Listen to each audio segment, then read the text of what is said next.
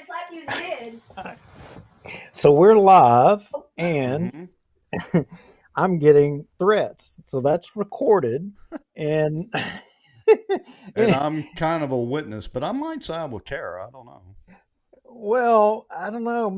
I guess we're going to have to tell the story a little bit so that the audience can judge whether it would be valid or not for me to have to take that abuse. Yeah. All right. So I'm checking things and making sure. I just got notification that we're live on YouTube. Let's see if we're live on Facebook. I didn't get my notification. Let me turn my volume down a little bit. Yes, let's see. Loud and clear. We got some comments. All right, good deal. So, why do I have no comments showing up in my comment thing? I don't know. It must be YouTube folks. Well, no, it wouldn't be. It doesn't matter. I don't see any either. Maybe they'll catch up in a minute. I don't know. So this may be interesting if we can't monitor the commentary. Anyway. Well, I say that we go ahead and let's get our pre-show thing out of the way, get it rolling, give time to folks to get in here. I mean, it seems like, I don't know what it is. We did do a show last week, right? Yeah, last week, and I think even the week before. I can't remember which week. We did skip one week. That was around Christmas or something. So we got comments. Yeah. Hey, but is it just me? Does it seem like 2023, the days are just all rolling together? I don't know. I mean, I'm definitely, absolutely rolling together. So no doubt about that. All right. Well, you want to go ahead and do, instead of our normal chitter chatter, let's see, we've actually been chitter chattering for about 2 minutes now. You want to go ahead and do our intro and all that and get that out of the way, and let's move right into it. Yeah, let's do that. And hey, folks, if y'all have any friends that like the show, care to listen to us banter about, by all means, text them, message them, or share our show out on Facebook like we always ask. We appreciate the free advertisement. We've never bought any advertisement. I mean, everything that shows up here, it's all just, because of you guys, organic.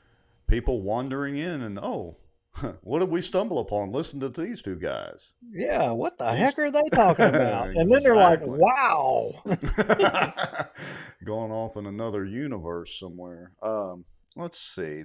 Okay. So we got comments going both ways. Hello, Mr. David Crockett, Greg Bell. Glad to see you. Holly Cole. Glad to see your comment. All right. So let's go ahead and we'll do our intro and countdown and intro. We'll get that out of the way. We'll be back. We're at about 22, 23 people and slowly but steadily climbing. We actually have more to talk about than is really on our list up here on the screen. But it's going to be interesting. I want to hear about these term limits, so we're going to have to talk about that. All right. Something tells me you're talking to the right guy. Yeah. All right. We will be right back, folks. We're going to do our about 2.5, 3 minute countdown. Y'all know the drill. Make sure tag some folks, share it out. Do all that kind of good stuff. Text people. We're on Facebook and YouTube, so you can watch either way. We will be back in about 2.5 minutes. They feel helpless. They don't feel heard. They have nowhere to turn. In all honesty, we try to lay low a little bit because of the fear that we would not be able to camp there. And I titled it, A Shot Across the Bow of the Good Old Boys. Hello, everybody. I don't think I've ever done a video before on here, but I wanted to tell y'all what frustrates me a little bit about permits. Cockroach of the week is, drumroll please, Allie Feaster Smith.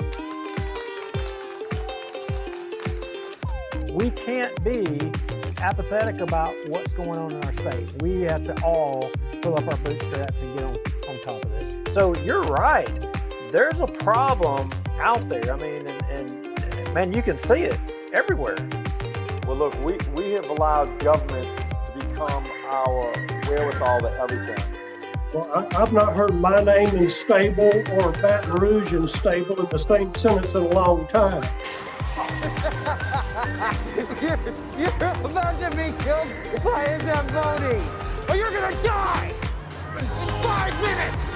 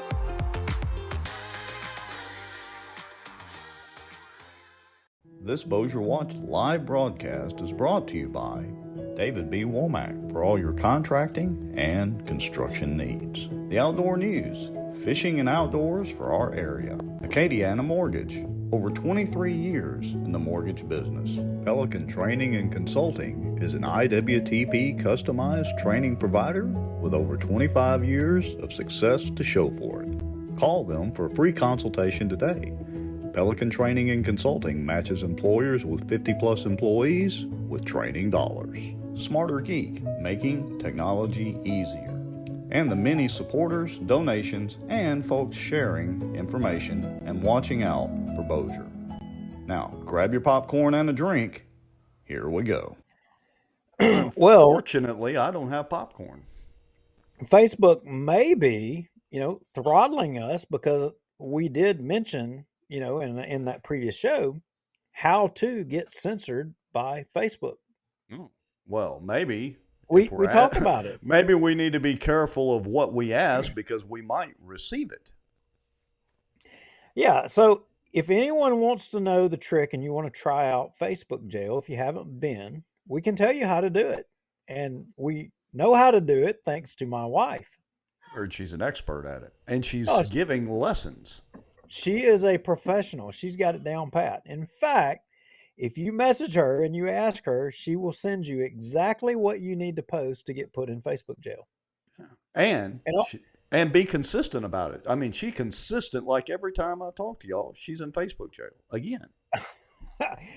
She's a pro. I mean, she should start charging for her service. I mean, Yeah. I'm telling you. Yeah, that she should. Okay.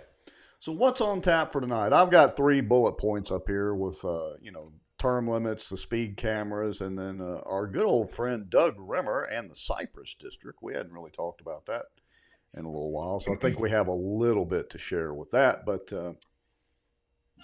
I heard you had an interesting meeting last night or something to that effect. Well, it depends if you're talking about, a business meeting that I attended and was a part of last night, or if you're talking about a meeting that I had, kind of out in the swamp.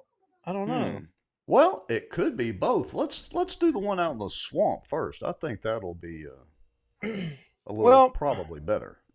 An interesting thing, when you take someone on a hunt and you take them on a hunt in a swamp, you would think it would go without saying that, especially if you're hunting for deer, that this isn't a submarine operation.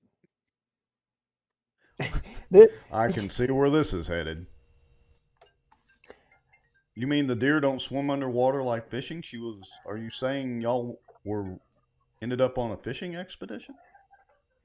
Well, I mean, who knew that a rifle, for deer hunting could be converted into a, submarine, torpedo weapon? But it can. In fact, I have images of, but there's a telltale sign. So if you were a submarine hunter, this was what I can show you what you look for.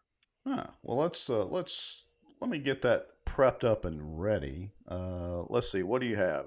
You want me to put the picture up? What? Yeah. I put another one in there actually. Right, there we go. We'll put the first one up. All right. Is that going to be the resized one with the bubbles? Or which one do you want? I shared my screen. There you go. I already got it up. Well, hold on. I'm not getting a screen share for some reason. Oh, well, we're working the kinks out. I feel rusty. You feel rusty? Yeah, it's one of those, and not our good friend Rusty either. It's one of those evenings. Okay, so you want the picture with the bubbles or which picture? Yeah, the picture with the bubbles. All right, let's draw in. Let me switch screens here, folks. Bear with us here for a minute. So it goes without saying that when you take somebody deer hunting in a swamp, that you should always advise them that their rifle with a scope does not work underwater. And in fact, that looks a little deep. Well, I was thinking y'all were out there waiting. I mean, because I've hunted deer in the swamps where you're literally wading in knee deep, because the deer, well, they're practically water creatures anyway. That looks like deep enough to swim in. Well, I'll put it to you like this: it was over wader deep, Hmm. and the scope, summarily, you see those bubbles. That is the bubbles of the air escaping from the scope, Ooh. and so that hunt didn't exactly end very well. Hmm. The gun and scope was retrieved, Mm-hmm. and I will leave it to the imagination of our audience as to who decided to try the rifle out underwater. And Well, they will shoot I'm underwater. I'm arguably going to say failed at that exercise, My Glock but shoots underwater. I can attest to that's that. right. But there's 2 points. One, you always got to look for the bright side, and there was a good picture that I was Hmm. able to capture, on this hunt that Yeah. was an Well, let's enjoyable moment. And let's some people, switch even if you screens. don't hunt and you don't appreciate hunting, I mean, I want you to That's look at nice. this picture right here. Yeah, that's nice. So that Now, more than makes up for, well, almost makes up for dropping the rifle. so yeah, you picture the moment. You take someone, they drop their scope. You have a horrible moment of trying to fish that rifle and scope out of the bottom of the swamp, and you pull off a little bit later and you sit back and relax for a couple of hours in this moment right here, enjoying, you know, what the good Lord gives us all to enjoy. And a lot of people don't get this opportunity. And, I thought how selfish of me to not share it. So I snapped this picture, and this was my hunt for the rest of the evening. And just being able to sit there and have that opportunity was, man, it was glorious. That's all I want to say. I don't know. Yeah. Maybe people get it, maybe they don't. I Nah, hope that picture, does it some justice. Yeah, that yeah, does it for me right there. it does. Those of us that have been there and been able to enjoy those types of scenes know exactly what you're talking about. That sometimes it's not about killing something or whether you dropped your rifle or not. It's just being out there in that moment for just a few minutes. Exactly. Exactly. All So, right. Now that we've gone over what not to do with your rifle, which includes not dropping it in the swamp, what, what else shall we talk about tonight? well, I hear rumor that there was a meeting in Bossier City today. Yeah, I heard that rumor too. As a matter of fact, they posted a public notice about it, so they got that part of the meeting right. Uh-oh, looks like, oh, I see. Kara's on YouTube. That's how she's commenting. Uh-oh. Uh-oh. Yeah. Larry James Hawkins says, "Greetings, you two. Let's rock it tonight." We're gonna try Mr. Larry James Hawkins. Thank you for watching. Okay. So, yeah, there was a meeting today, and I think it was supposed to be about some red light cameras. Is that the meeting you're referring to? It was. They had that, and I think all of the mainstream media was there. So, we didn't go. I didn't go. You didn't go. We Nah, we that'll actually work. wanted to go. Yeah. Now, there's been some interesting developments out of that Rex. I did get a little bit of a Really? report as to what took place. Of course, the regular actors that we would expect Mm-hmm. were engaged, and Chris Smith. I mean, Mm-hmm. I heard. I don't know exactly what his questions were or what, but I understand that he had some zinger of questions that he put out there, and Really? it wasn't a good look for the red light camera people, for Hmm. Bossier City. But Well, and let's ask our audience, anybody watching, we got about 40, 45, 46 people watching right now. Did any of y'all happen to attend the red light camera workshop that the Bossier City Council put on today? Were you there? And if you were there, was there anything that stood out to you about the red light cameras? Now, what was the company? Is it Blue Line Camera Systems or something? Is that I the think it's name of the blue, company? yeah, Blue Line Solutions. And for on a side note, I understand that the guy or one of the guys pushing it. And I may have to do a little research because this come from someone that sent us some information, but the guy was supposedly a former employee, I think, with maybe the city of Shreveport or something or another, went to work for them and there may even be some ethics questions in here regarding Really? him doing that and solicitate. I got to do some more research on that. I don't know, but we certainly already know that there has been some problems in Shreveport. I think in the Right. last show we highlighted that.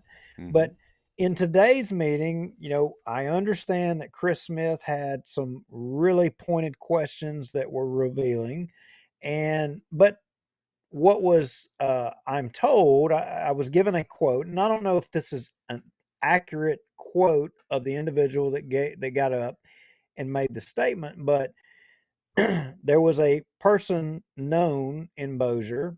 I mean, a lot of people watching the show, you may not know him, but I think he's been around Bossier a long time. He got up and he made a statement and out of the audience, and business owner, longtime resident of Bossier. And here's what he said, Rex. He got up and he said, I'm very disappointed that there's only 4 people here at the council today. I want to go on the record and say this type of workshop affects the whole city and the whole parish. So shame on the missing council members and the mayor for not being here. I just want to go on record and make sure I said that. Ken Stevens. Huh. Well, I would tend to agree with that. I would be, I guess I am disappointed. And I guess also disappointed in the turnout. Now, we did have Ken Stevenson's in the comments now, and our good friend Mr. David Crockett is also in the comments. So it looks like they attended the meetings. Well, I just want to say to Ken Stevens, hat tip to you, brother, for getting up and speaking. Get folks showing up at these meetings and letting their opinion be known. Your opinion may be the minority opinion, but it's the fact that you stepped up to the plate and you spoke up and you said what you thought. We need more people doing that. There's not enough people doing that. And, hat tip to you for doing it.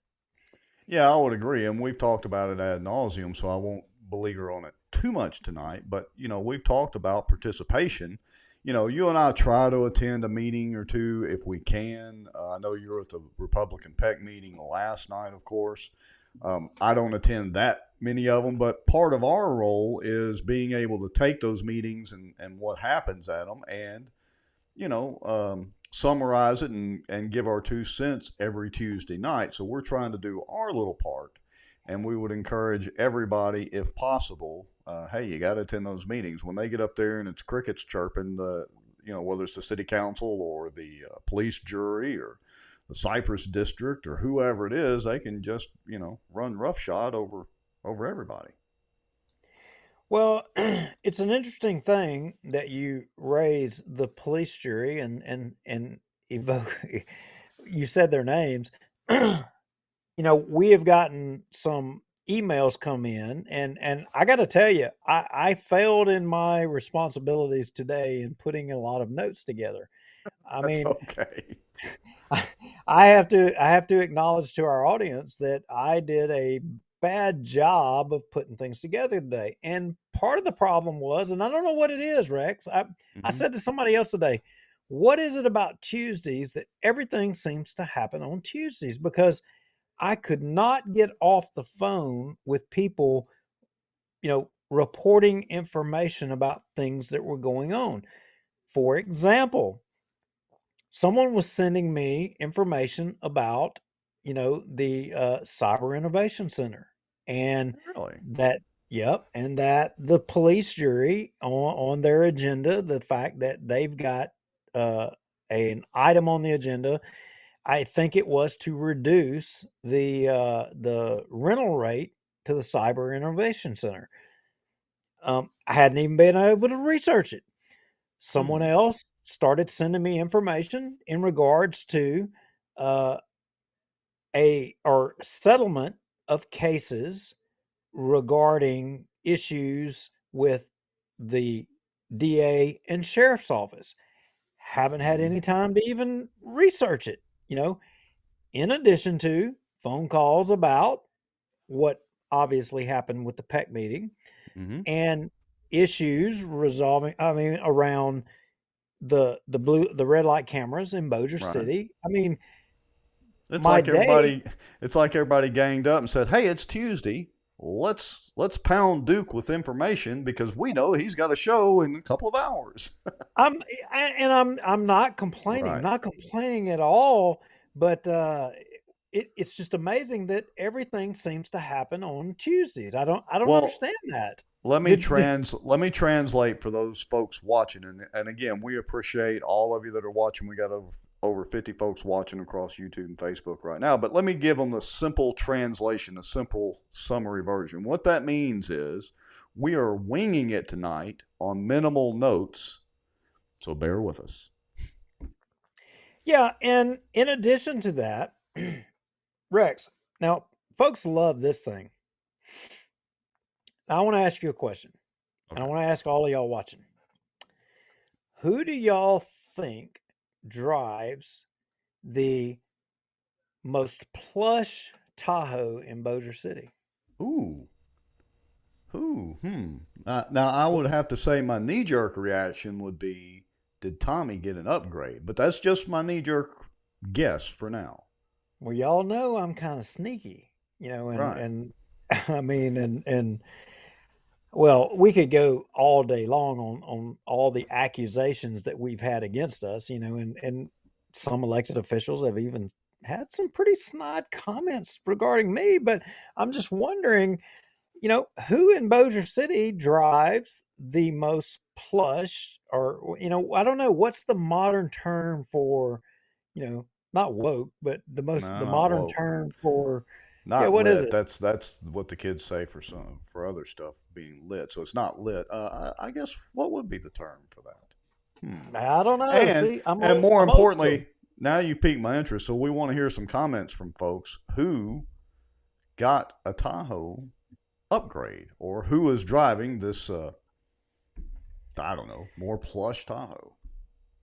Well, I mean, and the question is there a Tahoe that's more plush than Tommy Chandler's Tahoe that was approved by the council or not approved by the council? But Oh, really? it's my Well, understanding that there is someone driving a Tahoe, and it's not Tahoe Tommy. oh, you're kidding me. Tomo. Now we did have a guest, Tommy's wife, so we've got that as a guess. But let's hear some more comments. And even more interesting is this particular Tahoe going to be a victim of the speed cameras? Now, Did we have any resolution at this point? I mean, I know they can't well, decide or vote on anything, but I've got an even better question than that. Does Mhm. it have a city logo on it? And that reminds me, did Tahoe Tommy actually put any identifying stickers on his Tahoe? Well, word on the street tells me that there might be a backlog on getting logos printed by the garage to be put on. Maybe there's a shortage on, the logo material or something, but I'm hearing that there's a backlog on logo material. Hmm. And I think your wife has it correct. Bougie. I've heard my kids say that, and they're in their 20s. Bougie. That's right. So, That's yeah, right. See, I I am think she not. got it right. What is that? Twick Talk or TikTok? I'm not on Yeah. TikTok. I'm old school. I'm 80s. Okay. I don't know. Bougie. Yeah, bougie. And Thomas has got it pretty good. That's probably what I might say, tricked out or something like that. Okay, so we've got another guess. The city attorney is Holly Cole's actual guess. And Greg Bell says he's trying to figure out if plush equates to velour seats and shag carpet. Shag carpet, Well, baby. I don't know if none of them are sporting spinners. I don't know if they qualify for bougie. Maybe they do, but I'm not up on my modern terminology. Right. But what I will jump out there and say, Tommy is no longer Tahoe Tommy. The Joe Biden of Bossier is no longer the bougiest employee. Driver of a vehicle in Bossier. He's not. So you're saying he's a has-been on the Tahoe department? He is a has-been. There is a new sheriff in town, you might say. Mm-hmm. And I haven't seen anybody guess it yet. I know Mm. who it is, and nobody in the comments has guessed it yet. So maybe we let that hang. Well, yeah, we'll let that hang out there for a little bit, and then we'll reveal it. So, circling back to the camera, I mean, did we have any other feedback, or did anybody happen to report in? And again, we have at least a couple of people that were at the meeting. So, was there anything actually accomplished at this workshop? I know they weren't going to make any decisions, but did we actually learn anything, or? Not that I know of.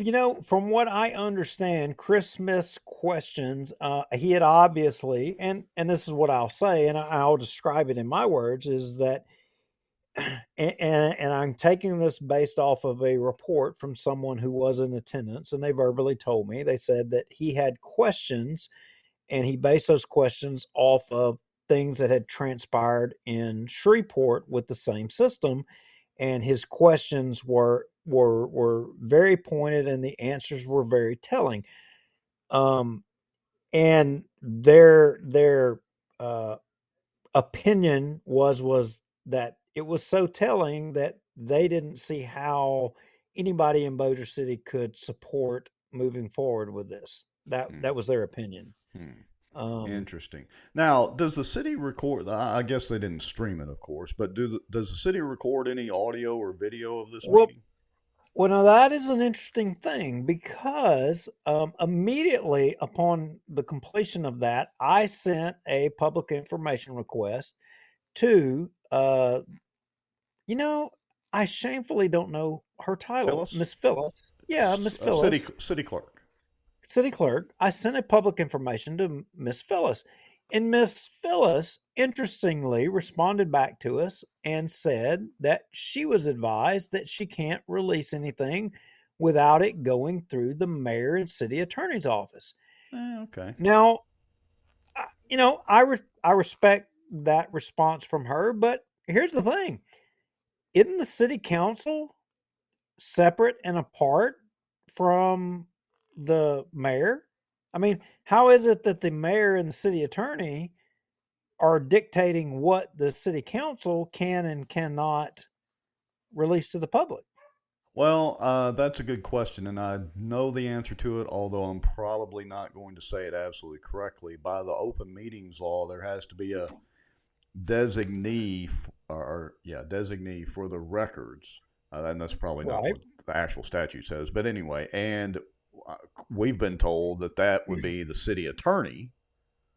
But so this was a public proceeding. I mean, it wasn't any emails, documents, or anything. I mean, it was public. Yeah. I mean, it's likely there's nothing to be hid.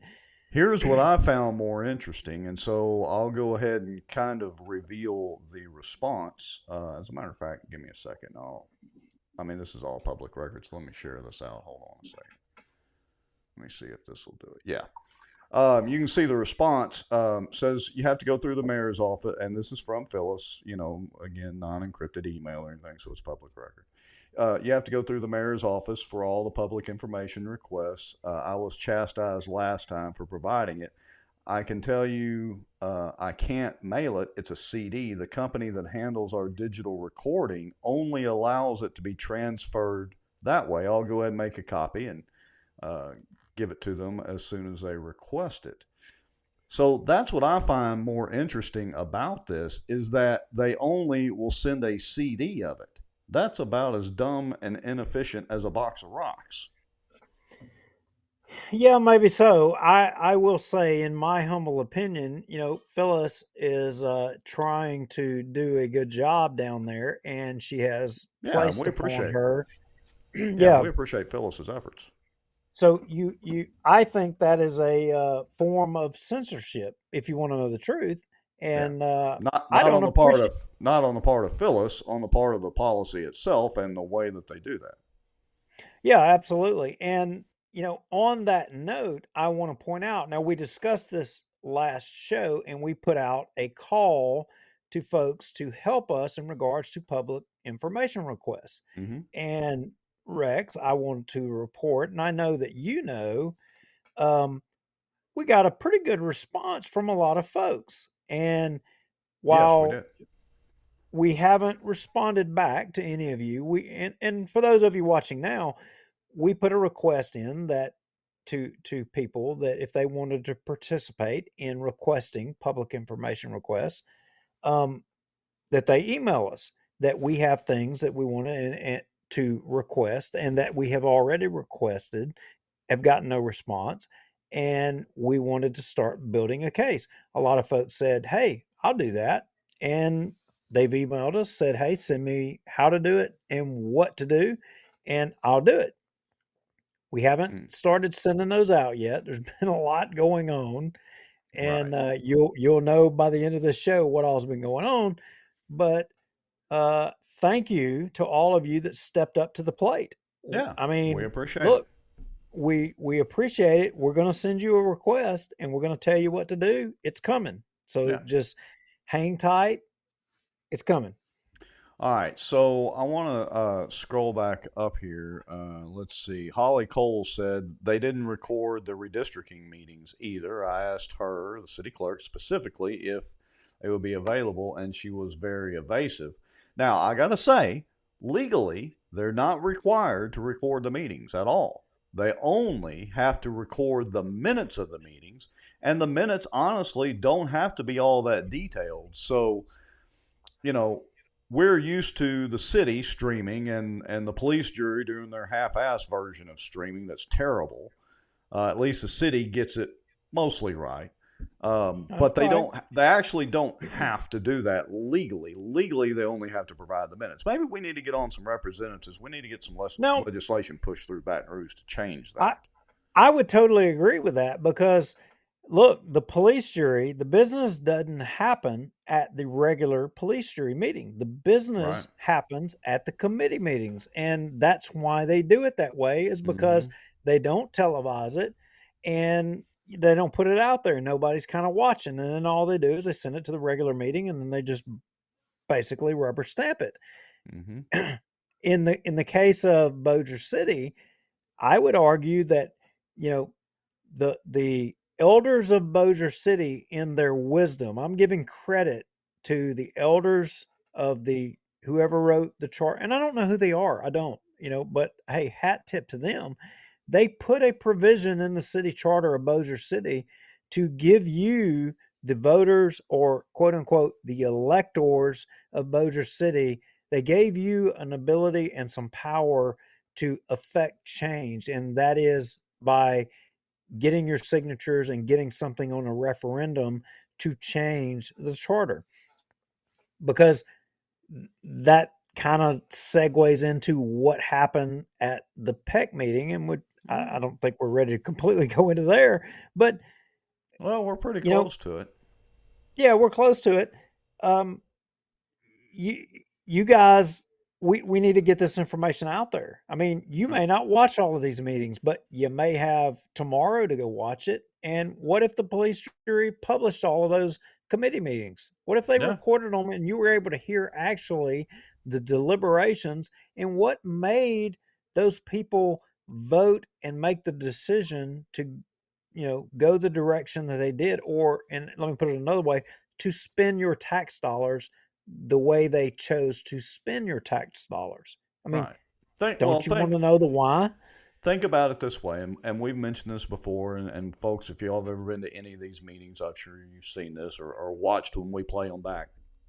Uh, they'll get in the actual meeting, they'll bring an item up on the agenda, there will be zero discussion on it, and they'll just vote, and they all vote lock, stock, and barrel. Well, it's not like they're sitting there knowing how to do ESP and doing a mind meld with each other. It's because they've already discussed this in the committee meetings, and it's the dog and pony show at the actual meeting. I understand, and there may be a few folks on the show that are watching that were in attendance. I understand there was a question in regards to the tickets, and if there was someone that wanted to contest the tickets, and Blue Line Solutions responded to the effect that if someone had a problem with the ticket or they contested it, they could call on the mayor or the city council, and that they could get the ticket removed for them. So Hmm. now think about that, guys. Okay. That Think sounds about like that. fun. So who? I mean, what I'm wondering, how much do I have to support Tommy Chandler to get him to Yep. pull a ticket for me? I can see right where that's headed. And not, Hmm. not that Tahoe Tommy would do anything like that, but there's just the potential for it. That's interesting. Hmm. Yeah. So, nonetheless, we after Phyllis was unable to fulfill our request, we reformulated that request and we sent it to uh, Tommy Chandler and Charles Jacobs. Which, I mean, I wish we would have been able to get it for you guys tonight, but we will have to wait, and maybe the city attorney will respond to us. Maybe he won't. I mean, we have public information requests sitting there from, the 1st of December, maybe even November, that he's not even responded to. And I, there's I no, don't think he likes you anymore, Duke. he may not, but the bottom line is for some reason, government feels emboldened that, you know what, piss on all of you people out there. We don't have to respond to you. Well, look, Screw you. We don't care here's what you want to know about. We could care less. I mean, here's a thought for our city councilman, because we know you watch the show, the vast majority of you do. Here's a thought. You should stream the workshops. It literally costs you no money. It doesn't, because the IT guys that are doing it are on salary anyway, or getting paid by the hour, and they're going to work they're going to work during that time anyway. So it doesn't cost you any resources. You already have the equipment to do it. You can do it on an iPhone, for that matter. And the other thing is, it doesn't cost you anything literally to stream to YouTube. I mean, it costs us money because we're using specialized software to do cross-platform and all these graphics that we do. The city council doesn't do any of that. They can just stream directly to YouTube. It literally can cost the city Rex, nothing. Rex, you're the tech. You're the tech guy. Worst case, how much money are we talking about here to stream it across all the platforms? What would it cost them to do that? To Well, enable to be able to do that? $25 a month. And okay, What? and let's give them some time to train somebody. So let's even throw in a little overtime. So a couple of $100 up front, 20 something to $50 a month, maybe, depending on how they wanted to do it at the most, and they could stream across all platforms. I tell you what, I'm going to take that question mark off the table to the city of Bossier. If it's, I mean, whatever, if it takes $25 a month, I'll donate that $25 a month to cover the expense of broadcasting those meetings. Yeah, it's a no-brainer. It is I'll literally do that. it's literally a commodity item now to be able to But stream but if here's you the want to. thing. You know what? They're not the only ones. The Oh police no, the jury. police jury is worse. Look, the city council. I mean, their audio is a little low, but it's audible, and you can hear it, and you can understand them, and I can easily take it and boost it if I want to make some cool videos with it. The police jury is just outright sucks, and the police jury had actually improved it at one point, because I'd actually complained in some comments, and some other folks did. But the problem was, then they got caught with hot mics. I forget who it was. Rimmer. I forget who it was, said a couple things, and they didn't realize the mics were still hot, and so then the audio sucked again. So I don't know. The police jury hasn't had our attention in a while, and it needs to have our attention again. Needs to have our attention bad. Yeah. I shared to you. And I mean, here's the sad thing. Here's the sad thing. We're talking about and discussing, you know, openness and transparency. And I shared to you this morning a post that someone made in the old Green Acres Place thing, and heads up to neighbors, talking Mm-hmm. about how sewer was backing up in all of their houses, you know, in Old Green Acres Place. Yeah. And so I'll bet you money. I mean, we're paying an engineering firm to set their own rates, pick and choose what they want to bill for, it's open season for an engineering company in Bossier for all of the water and sewer and all this public private partnership that's so great, but yet somehow or another we got sewer backing up in people's houses in Ogre and Acres Place, and they're having to pay plumbers to come out, and it's the city's fault. Yeah, I saw that text that you had, and it was a screen, like you said, it was a screenshot of a post. And did we get any now? I'm going to play devil's advocate here. Now, and I gotta admit something as well too. Okay, so one, we need to make sure and get confirmation from the city. I'm putting that in quotes. That this has actually been a problem. That has actually been a problem for that long, and that way we can make sure that what we're reporting isn't just, somebody that's really pissed off, that they need to have a legitimate reason, not just a sewer main broke and the city hadn't had a chance to, get out there and get to it yet. Yeah. Now I will admit this morning, when we had that sent to us, I got in a truck and I started riding around Old Green Acres Place. And I only saw one city vehicle riding around within Old Green Acres Place, and I didn't see anyone anywhere out there doing any maintenance. I didn't see it. Well, that's not good, especially if it's been going on that long, and if people are forking out money that they don't need to. Not to mention, the health hazards and all that. But stuff that and I may have missed it, but I haven't seen any report from anyone within the city of Bossier. I mean, granted, we do now have a new, public information officer making God knows how much money. I mean, and hell, she may be driving a Lamborghini at this point. Who knows? Right. Hint, hint. I still hadn't seen anybody talking about a Tahoe anymore. Where are y'all at? Are y'all all asleep? Are we all guessed out? No more guesses on who's got the new Tahoe? I mean, we're up to 60 people now, and we appreciate everybody watching. Now, hey, Ruth did you see her question? I did. She asked, Duke, did you find out whose idea those cameras were? And I forgot to look on the agenda to see who sponsored that agenda item, who signed off on it. That would give us a little bit of a clue. Ruth, and I have to give you my apologies. I was so covered up with a lot of other things transpiring that I did not get to research and push on that issue today and squeeze people for an answer.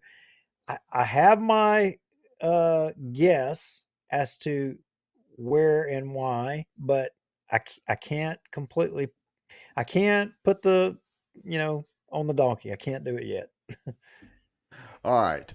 So why don't we go ahead and we'll reveal who the new upgraded Tahoe went to, and then let's move into this term limits situation, which will eventually lead into our good friend, tax hike guy, Doug Rimmer, and the Cypress district. So, I mean, my interest is really piqued. Who got the new Tahoe, or the newer Tahoe, as the case may be?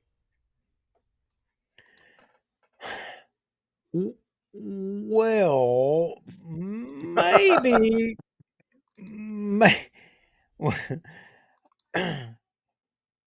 Okay, I know folks are gonna be like, is he off his rocker, or something wrong with him? So while we're doing the show, y'all may not believe this, but people are sending me messages and sending me information and I'm trying to multitask here. I'm sorry, I am a human. I'm just like you. I can only do so many things at one time. Right.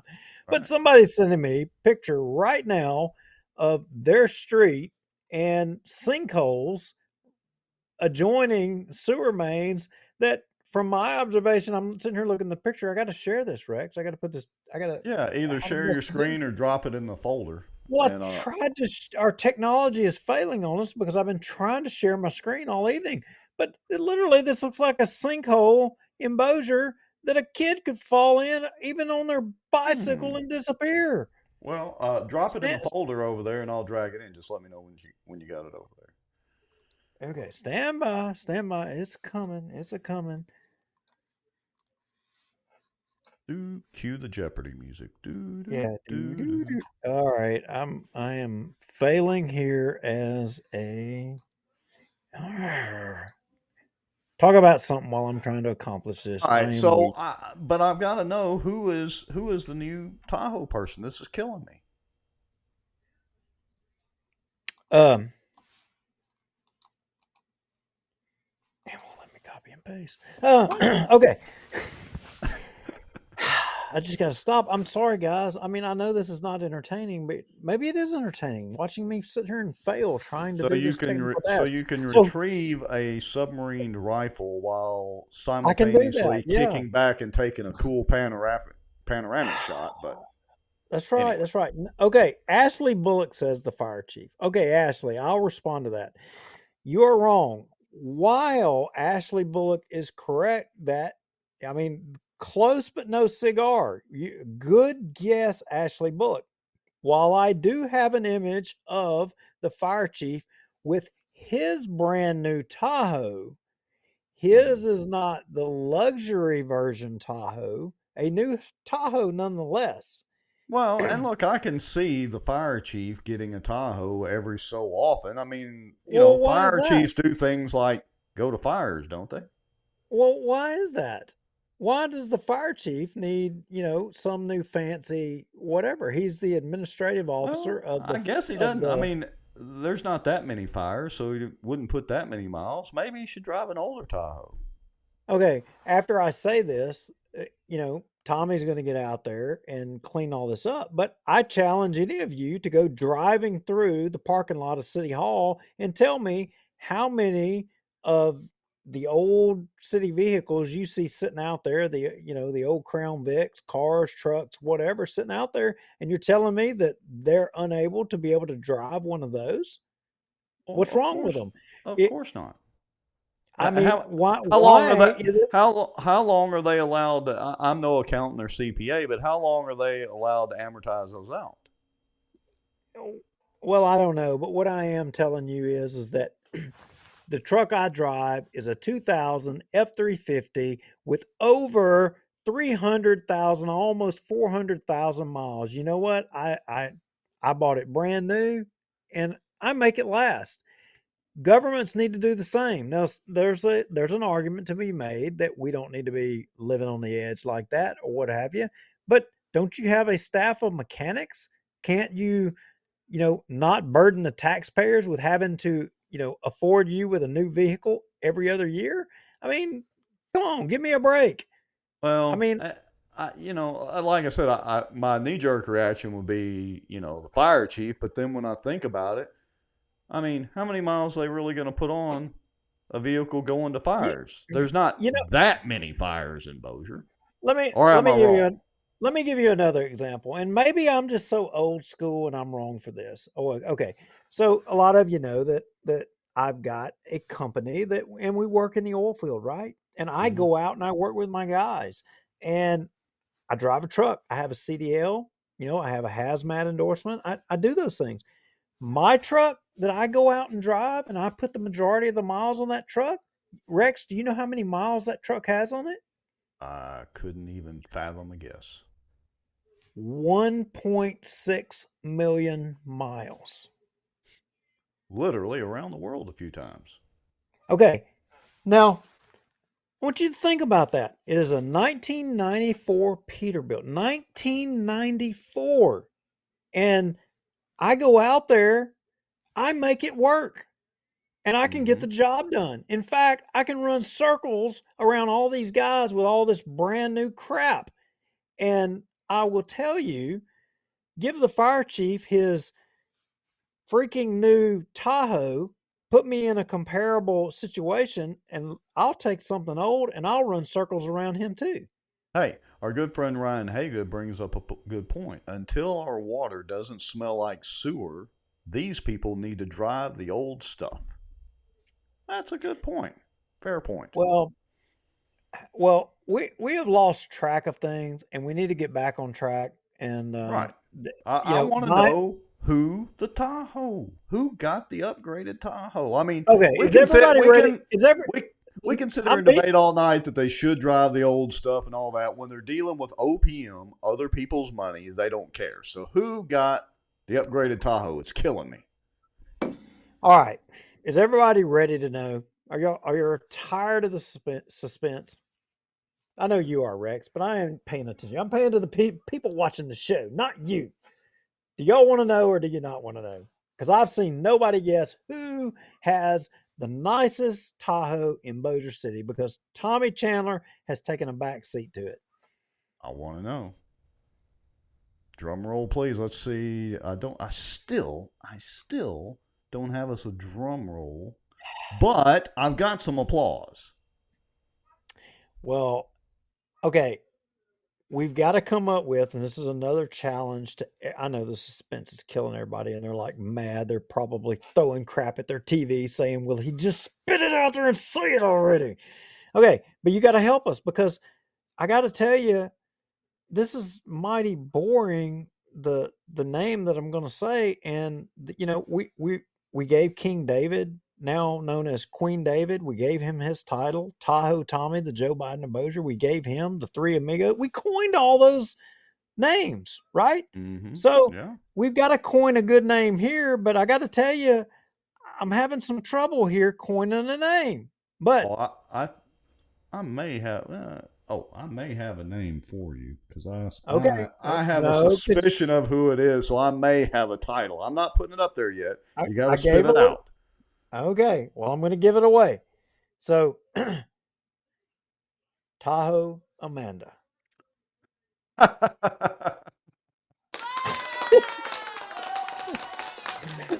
Oh, the Tahoe Princess. CAO Amanda Nottingham. See there, Shane. See our good friend Shane Cheatham, former amigo. You missed out on a new Tahoe. A plush, luscious Tahoe. The Tahoe Princess. How about that? I like that. What do y'all think? That was pretty good on the fly, wasn't it? I mean, we like Amanda, but yeah, nothing against Amanda, but she's in the firing line. Be nice, wife, because I like Amanda, but my wife said Amanda in Wonderland. She has the school teacher charm, but she, my past dealings with her when she worked with Dodie Horton over there, Amanda is a very nice girl, and she's on point with most things. So, I'll give her that. Well, here's what I want to say. What I want to say is you know what? I don't blame Amanda. In fact, yeah, I don't. I think, you know what? She should get a Tahoe to hang in there to put up with the crap from the Tommy Chandler administration. I mean, because the truth of the matter is it's probably going to be over here at the next election. Might very well be. I mean, she needs to get what she can get. Smart on her part. Yeah. And well, we'll see how the electorate is. I would challenge everybody watching this show that you need to make sure and educate a friend and educate a neighbor on some of the shenanigans that go on, or else Tahoe Tommy and the Tahoe Princess are going to be back in office again. He'll be elected to 2 terms if something's not done. And besides that, we've got to have somebody else that's willing to step up and into the position. Now, we've got future Mayor Jeremy Gallman that might do it. We've heard, rumors that maybe Lisa Friday Johnson would want to come in on the deal and run for mayor. But, that remains to be seen. So never doubt the apathy and ignorance of the general voting public. Not our watchers, but the general voting public. Okay, right. Stand by. Maybe. Nope. No, I'm still trying to get this. I don't know why it's not letting me share. It should. I mean, I did update it this afternoon. We stay on the bleeding edge beta version. All right, I got a picture in. Yep, there it is. Got it. All right. Shall I share that out? Yes. Okay, hold on. Let's switch screens. Let's see. Okay, Screenshot. so I had someone message me and say, and I'm reading into this. Okay, we got multiple things going here, guys. I had someone message me, someone that I love to death. I think they're a great person, and I'm reading their text, and I think they're defending her. I'm not sure, but they said she has been driving an old Taurus. Hmm.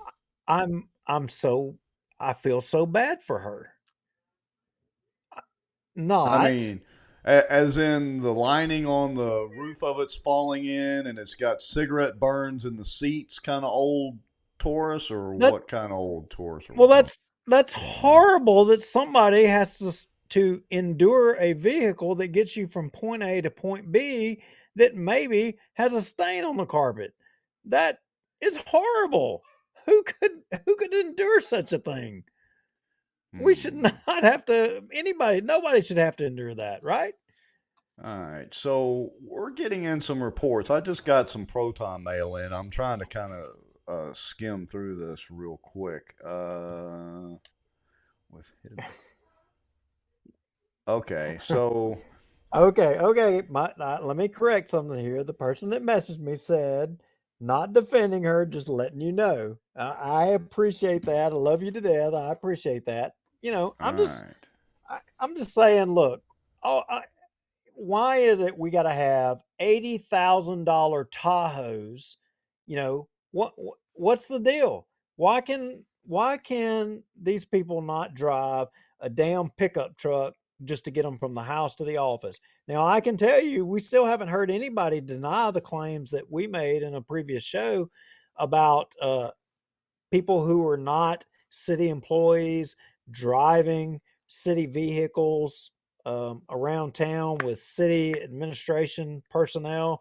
I mean, have you heard anything, Rex? I haven't heard anything. I We hadn't made really that. heard anything either.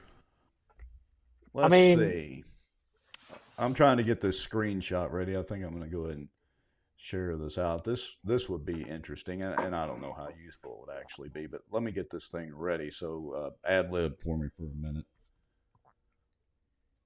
All right, let's see here. All right, so first of all, what is this picture here that we're showing? well, apparently, this is on a street in Bossier where there is a sinkhole that repeatedly uh, forms and has Mm-hmm. to be repaired um, frequently. As the person that sent it said, 3 or 4 times a year.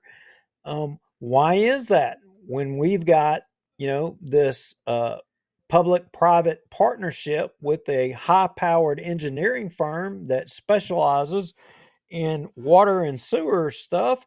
How is it that this problem within someone's neighborhood continues to keep happening? How is that? I Well, they mean, don't specialize in sinkholes, apparently. I'm thinking that if they dispatched a brand new Tahoe with lights, and they spent no less than 80,000 on that Tahoe to this location as an emergency, I suspect this could probably get fixed right the first time. Well, It's maybe. a So, do we happen to know what subdivision this is in? Ruth Pope we do Johnson is asking. we do not at this moment. No. Okay. So, yeah, we're just sent the picture, but not the location, and they may not want to share it yet. All right. I gotta tell you, the way that looks, it looks like it's kind of one of those subdivisions, maybe north of Bossier. There, I don't Yeah. know. Yeah. All right. So let me prep up this other deal. So we just got this Proton mail in. Let me publish this. So I know nothing about this black Tahoe, but here we go. It says the black Tahoe is driven by the pastor of Cypress Baptist Church, who is the Bossier City Fire Department chaplain. The black Tahoe was purchased out of the fire department budget. He drives it everywhere. Do we know? Does anybody know anything about this? Wait a minute. Wait a minute. I You're mean, this is telling just me not in the notes. Just came in. You can see the time, 7:43. So I'm just throwing it out there. I got to bite my tongue here. So you're telling me that the Bossier City Fire Department, we're now buying Tahoes for chaplains um, in Bossier City, in addition to how many Tahoes for doctors in Bossier? And, I know that the fire chief's got him a brand new Tahoe. Just how many Tahoes is the fire department, and how many accounts is the fire department have, and how much money is flowing through there? I Look, was a fireman. You know what? Some of my brothers at the fire department may take offense to me asking a few questions here, but on the flip side of that, I want you guys to put yourself in my shoes. What would I be if I didn't um, ask the question and hold our department, our brotherhood, accountable to the public? yeah, I mean, What are we doing down there? I don't know. Ryan Haygood says, I don't believe this email. And I have no confirmation of this, to be fair, Ryan. This literally came in by Proton Mail, and we know how that can go sometimes. But we do need to find out. And look, I don't know. Part of me says that, that's okay. But the other part says, well, can't they just reimburse the fire department chaplain for mileage or something? I don't know. I mean, a very good friend of mine is one of the Shreveport Police Department chaplains, and they don't get Tahoes. And that's on the other side of the river. And I would argue on that side of the river, those chaplains are much busier than they are on this side of the river. Well, if we thought we could send a public information request to actually get the information, that would be one thing. But it is obvious that the current administration of Bossier City has taken the tack that they, for some reason, don't have to respond to public information requests. They don't have to acknowledge them. They don't have to send you the answers. They'll just, make, fluff. So, I guess we're going to have to recruit the Army and start building the case. And, we'll end up down the road having to come back on the officials in Bossier that took the tack of we don't have to respond, and they'll have accountability down the road. Yeah, and I just want to say nothing against Cypress Baptist, but Ruth Pope Johnson brings up a great quote. She says, hell, we are buying Tahoes for everyone. She feels like Oprah. You get a Tahoe, you get a Tahoe, you get a Tahoe. Just Tahoes everywhere. And got another Proton Mail, again, not confirmed, from the same source, same sending Proton Mail address. Says the lights for that black Tahoe, the hidden lights, were purchased from the fire department budget for him as his role as fire department chaplain. Now, it makes sense that if they're going to buy him a Tahoe, they need to put some kind of light package on it. I mean, that honestly makes sense, but we need to confirm that, see if it's true or not. And nothing against Cypress Baptist, really. Nothing necessarily against the chaplain having one, but I don't know. When's the last time the city bought you a new Tahoe?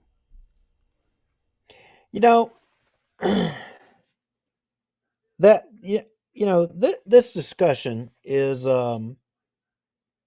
it's bringing to mind memories of events when I was a fireman. And, there was a place for the chaplain. I mean, it was there. And I think there's even a chaplain for the police department and a chaplain for the fire department now. I mean, which is weird to me, but okay.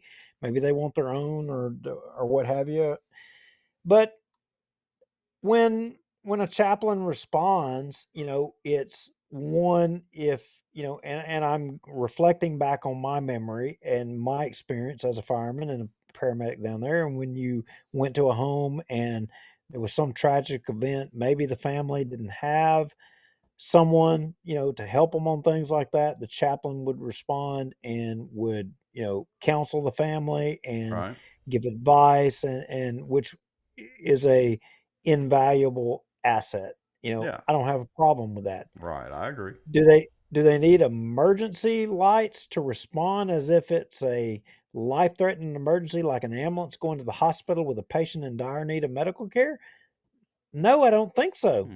That's a good point. And as a fireman who arguably, and you know, to the firemen and watching that would say, I mean, I would contend that as a fireman, I experienced with my crew, and you guys who were a part of it know what I'm talking about, experienced one of the most traumatic events that a public servant would require or want or need a um, chaplain, you know, took place in South Bossier, you know, in a uh, murder suicide by cop event.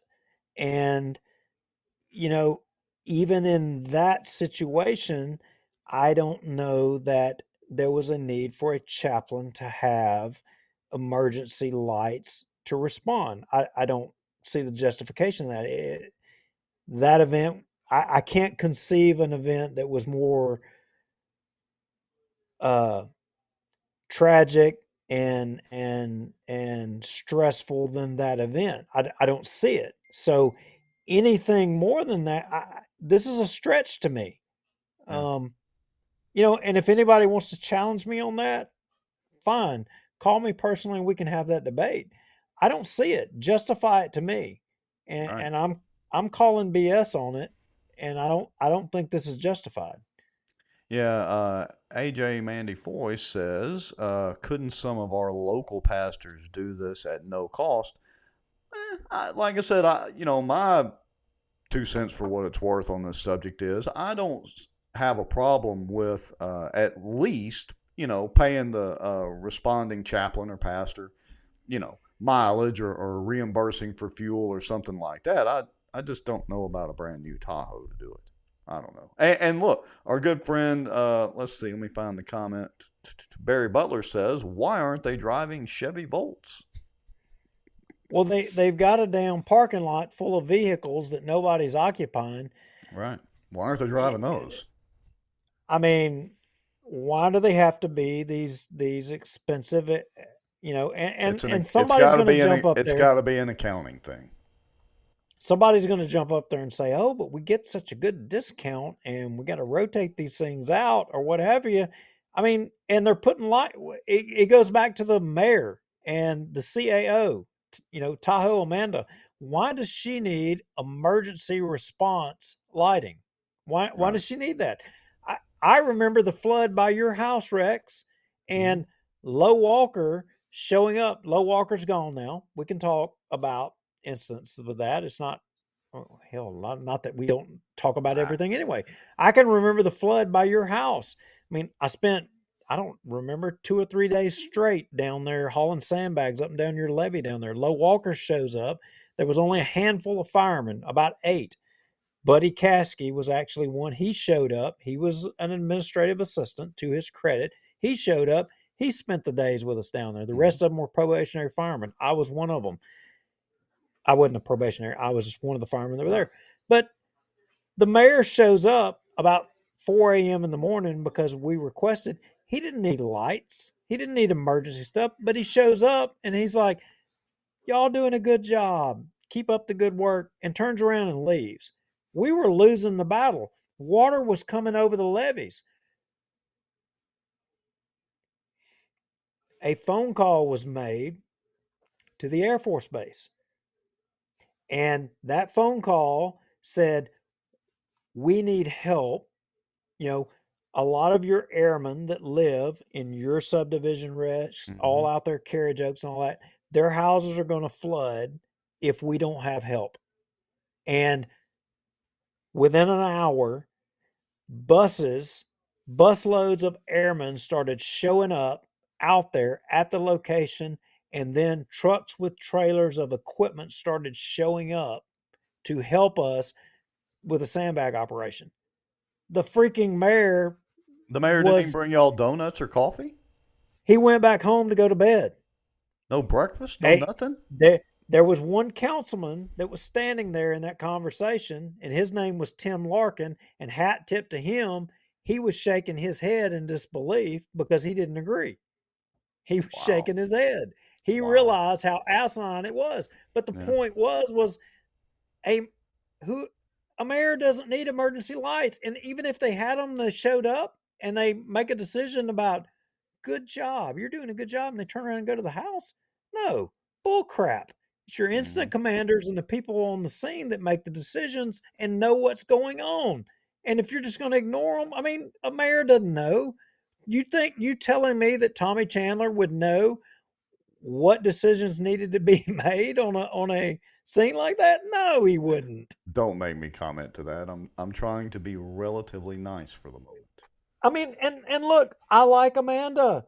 Amanda's got no business making any decisions. She doesn't need emergency lights to come to a scene like that to try to make any decision. I don't know. You're taking me down memory lane, and I'm talking about things that happened. Okay. I gotta take a breath. Yeah, so with all that said, enough about Tahoes. It does nothing but obviously piss most of us off. Brand new Tahoes, anyway, because, well, we just may as well have a Bossier City car dealership. All right. Jeff Sadow's comment in the articles. He's talking about are they flex, or are they CNG only, or what? Because we do have CNG facilities. Yes, I'll bet you not. Barry Butler says to comply with federal EPA regulations, the city built 2 CNG E85 stations. The city bought CNG vehicles at huge cost. Now people are wanting to ban gas stoves. Interesting. All right. So moving on. Okay, I got somebody texting me and said, "Look, Justin Hagler is the fire department chaplain. That's not accurate. You know that Cypress." Okay. So So it is, let's be clear, it is, now we have a counter to that, that it is not accurate that the Bossier City Fire Department chaplain, who happens to be John Freem, if that's even accurate, he did not get a brand new Tahoe out of the fire department budget. You know what? I want to challenge the fire chief and the police chief to both come on the show and let's talk about some expenditures and policies. Yeah, Let's talk about some of let's that. have a battle of the Tahoes. Who gets the most? Do y'all think that the mayor of Bossier City would allow those department heads to come on and talk about some of those expenditures?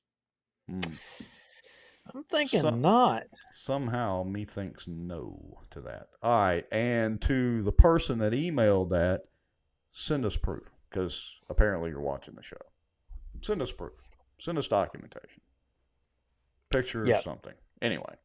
All right, so now that we have literally beat a dead horse, or horsepower, or Tahoes, we got to get to these term limits. I mean, we're what are we? Let's see. We're an hour and 15 minutes into the show. We got to get to the term limits. Well, let's rock on with it, because I'm wondering, does everybody think we need term limits? What do y'all think? Y'all think we need term limits in Bossier City? Do you think we need term limits in the police jury? What about Congress? What about the state government? We already have term limits for your legislators and your governor. I mean, what about all your other elected offices? Do y'all favor term limits or not? Are you opposed to them? Yeah, let us know. I mean, because there's an argument to be made for and against, oddly enough, term limits. And, you know, I generally am in support of term limits, of course, but there is an argument to be made against the term limits. It's a little valid. I mean, I don't agree with it, but it's a little valid. But, yeah, like you said, let us know in the comments real quick what you think. Where should term limits start? How long, or, you know, should general term limits be? And we're talking city councilmen, police jurors, Cypress district bureaucrats, I guess, local congressmen, you know, federal congressmen, all that. What should the limits be? And do you agree with them or not? So, well, the reason we're asking this is because last night something actually happened at the PEC meeting. The PEC might have just become a little bit, or breathed a little bit of relevancy back into their life, or a little bit of life back into their relevancy. Yeah, and I happen to know a little bit about that. Yes. and maybe a little is uh, be, being modest. So if you are a supporter of term limits and you think that that is an appropriate thing to call for, this is the show for you. Um, Look, Rex, we always talk about that we're going to, I mean, this is a live show. We're Mm-hmm. talking to people. We put it out there. We can't take it back. Anything we Right. say, we're Yeah, stuck it's with out it. We there. take it back. We live in the open. That's not that easy for a lot of people. Right. And a lot of people resent that. Yes, they do. You know, politicians, a lot of them, they run for office, they make commitments, they promise to people that they're going to do this or they're going to do that. Case in point, Tommy Chandler. He ran for the mayor of City of Bossier. And while he was the mayor of City of Bossier, Rex, let's take a walk down memory lane. The previous Republican Parish Executive Committee, who was the vice chairman of that? Who was or who is? Who was, prior to the new Parish Executive Committee taking office? Well, let's see. Tommy Chandler was temporarily, but then he finally, after we kicked and screamed a little bit, removed himself. Right. Well, the point was that I was the former vice chairman That of is the Bossier correct. Parish Republican Executive Committee. Yep, moving on And back. all of a sudden, a lot of us, and me included, there's a lot of people that sought to get rid of a lot of us. Mm-hmm. And, you had someone else that sought to be the next vice chairman, which was Tommy Chandler. Mm-hmm. And as you recall, during that election against Low Walker, there was a campaign, thing that was put out there that was, uh, we need term limits. Without Right. term limits breeds corruption or something Yeah. to that effect. We need new blood. Yeah. Y'all remember that? Yeah, we showed that. As a matter of fact, I played the clip of Low Walker explaining why, in his view, he had lost on campaign night, on election night. He attributed it to the discussion about term limits. So, I mean, it's not just that Tommy Chandler put it out on his Facebook page and campaigned on it. It's that Low Walker thought that was one of the main reasons he lost. And so I'm just wondering, maybe I missed it. Has there been a council meeting that commitment of term limits and a charter commission has taken place? Has that happened? Did I miss it? Well, I would argue, has that discussion even taken place at all? I don't remember. So correct me if I'm wrong. Those of you that have watched the meetings and all that, correct me if I'm wrong. I don't remember the discussion coming up at all. At least since Tommy Chandler's been elected mayor, and since we've gotten our new city councilman in. No, there hadn't. Well, so I put in the. Actually, someone sent it to me. I'm amazed. Thank you to whoever just sent that to me. But they had it sitting right there, ready to go. But they've got Tommy Chandler's Facebook post, February the 27th, 2021. I already put it in the files there for you to pop up there. I'll get it ready.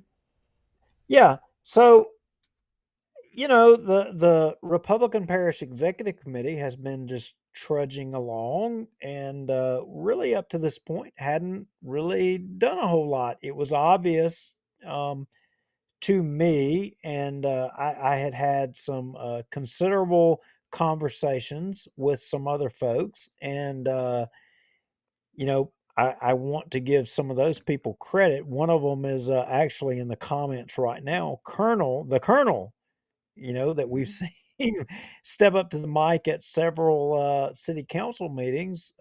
David Crockett has some conversations and developed a strategy on how to proceed. And one of those is that utilizing the Republican Parish Executive Committee, who should be in support of term limits, we proceed to try to get a referendum on the ballot by way of what the Bossier City Charter affords citizens or electors of Bossier to do in getting a referendum on a term limit thing. Mm-hmm. Whew, I'm tired. You've been saying a lot. So I just shared the other one hadn't posted through the folder yet. So I just shared the screenshot of Tommy Chandler's Facebook page that we had shared a couple of shows back, I think on show 137, so a couple of weeks ago. I just shared that one back out, which is essentially the same one that we appreciate you being texted. Yeah. So I want to say, like, since yesterday's meeting, and it went late yesterday evening, and then all day today, I had an early. I am tired. I'm really tired. And again, I failed in getting a lot of notes prepared for this meeting because yesterday's late meeting yesterday evening, and then into today, it takes its toll on you. But so the Republican Parish Executive Committee met, and I put forward. We talked about it in our previous show. I put forward a motion to discuss or to discuss the issue of term limits for the city council and the police jury. Mm-hmm. Prior to that meeting, I had been working alongside and with David Crockett in formulating a strategy. Much credit to him on, kind of moving forward with this thing. So we put forward a motion to, have term limits and seek to have a referendum utilizing the Republican Parish Executive Committee, being the ones to organize that. And I wouldn't just point out that we used the party to do it. You got to understand, the party has been in support of term limits. The party has advocated for it. In fact, in the party platform, which in 2016, I was a part of the platform committee. I think that was in Ohio, Cleveland. Mm-hmm. I mean, it's articulated in there. And we had this meeting. Right. There was a lot of debate, and I think that we have the recording, and maybe we should go to there, Okay. and go through this because there's a lot of good points in that recording of the meeting that right. folks need to hear. I mean, look, I didn't have my normal Bossier Watch show face on.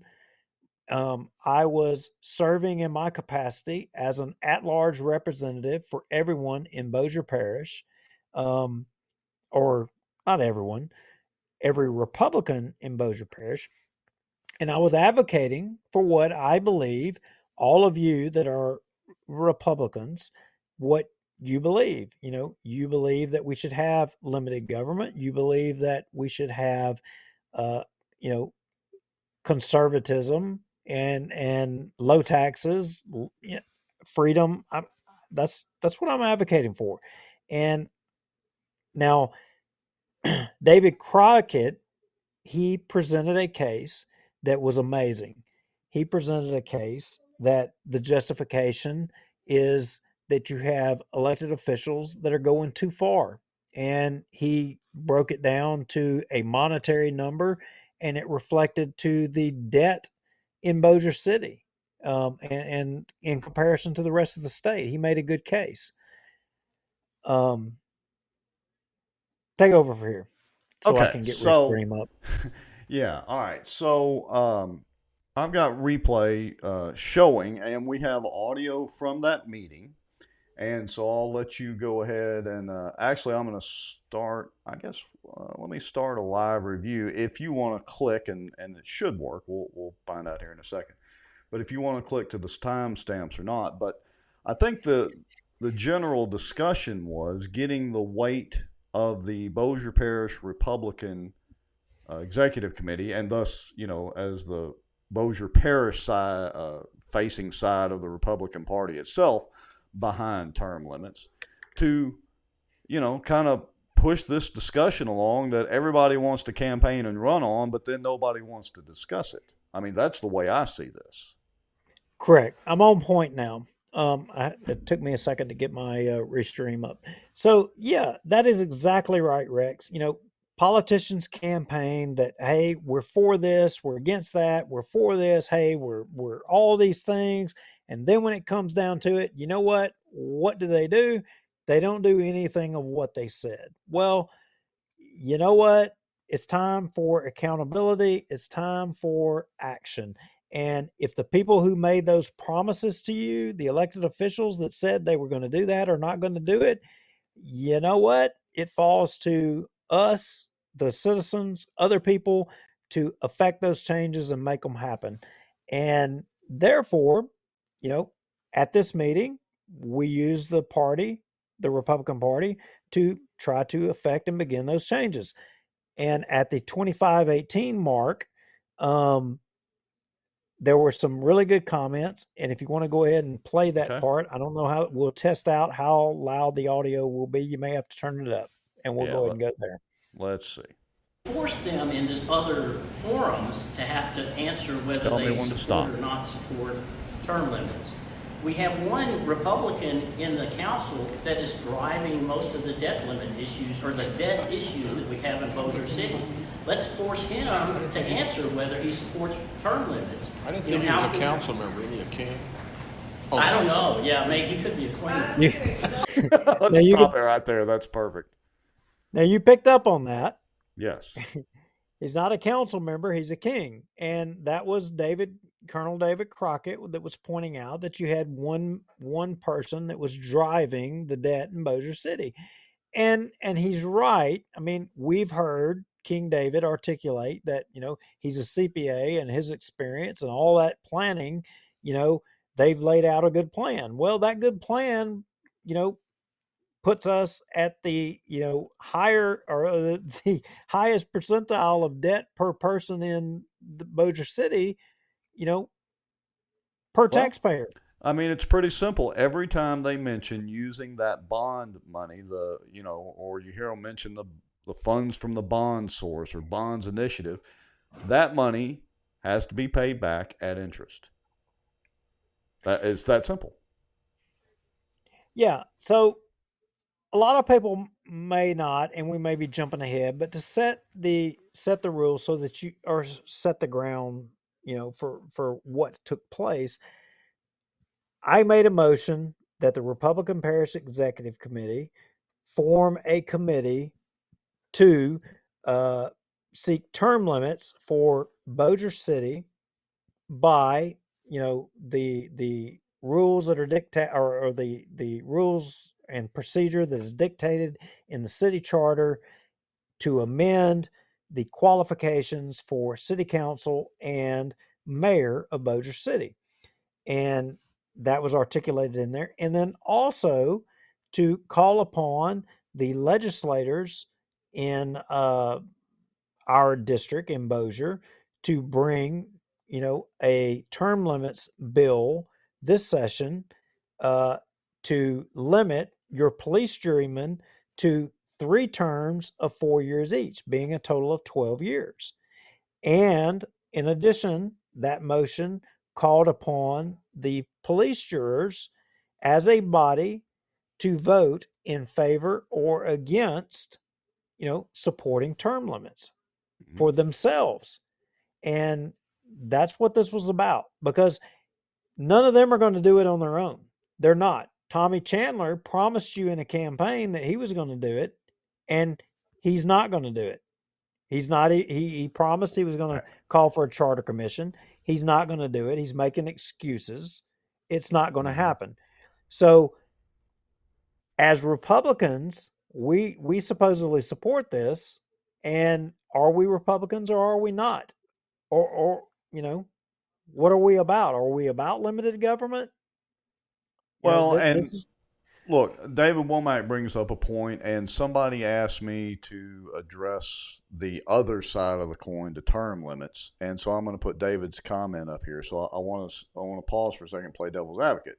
So David Womack says the other side is there are always new people in with less experience, and that's always the other argument. Oh, well, you have to be in government for so long before you can get anything accomplished because it's, bureaucracy and quagmire and blah, blah, blah. But I mean, look, a good example, and I don't want to go off on the federal side too much, is our sitting president, your president, Joe Biden. I mean, he's literally been nothing but a public servant all his life.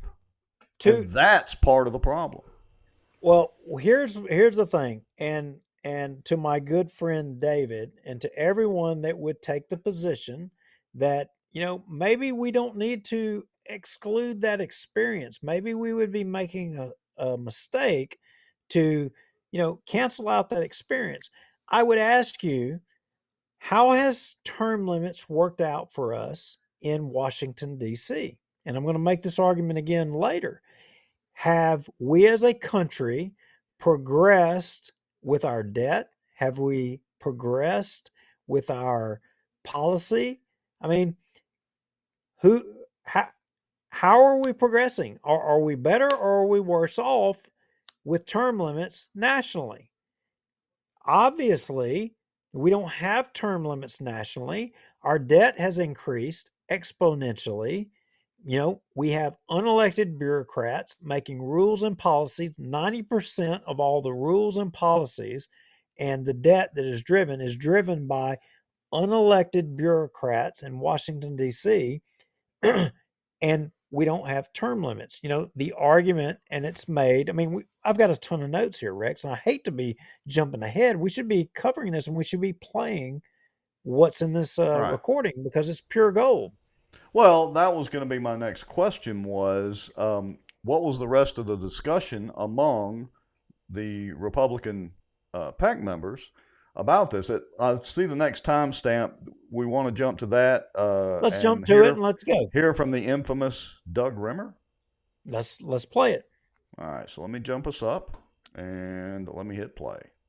So this is Doug Rimmer. More familiar with it. The police juries, I don't know of any that are term limited. There's so much with that. I think we've had 2 state presidents, and there's a lot of things that affect us through the legislature. In fact, the police juries, we operate under laws set by the legislature to a high degree, and a lot of funding requests and things like that are with them.